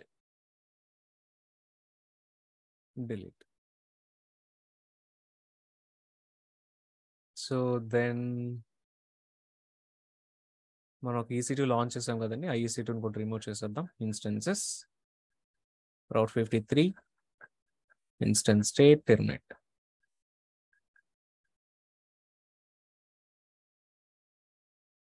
Okay, so that is all for today అండి. సో మీకు ఏమైనా క్వెరీస్ ఉంటే ఒకసారి డిస్కస్ చేద్దాం. అండ్ రేపు దీనికి ఎక్స్టెన్షన్గా రౌట్ 53 గురించి మళ్ళీ వేరే టాపిక్స్ డిస్కస్ చేస్తాం. రౌట్ 53లో మనకి అడిషనల్గా హెల్త్ చెక్స్ అని చెప్పేసి అండ్ ఇంకా రౌట్ 53 రౌటింగ్ పాలసీస్ అని చెప్పేసి ఇవన్నీ వస్తాయండి. అవి రేపటి సెషన్లో డిస్కస్ చేస్తాం. అలాగే మీద ప్రైవేట్ హోస్టెడ్ జోన్ గురించి.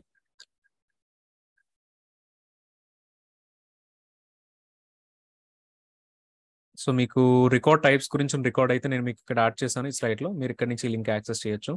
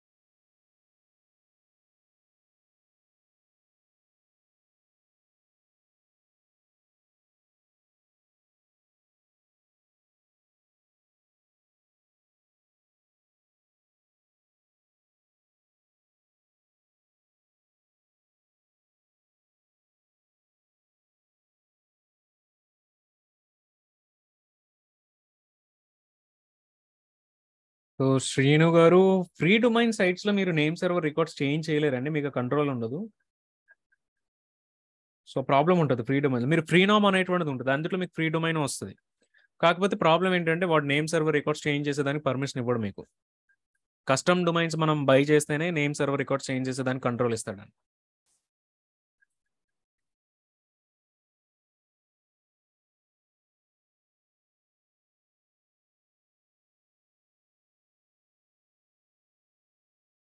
సో ఓకేనండి. So that is all for today. Will connect again in the tomorrow session.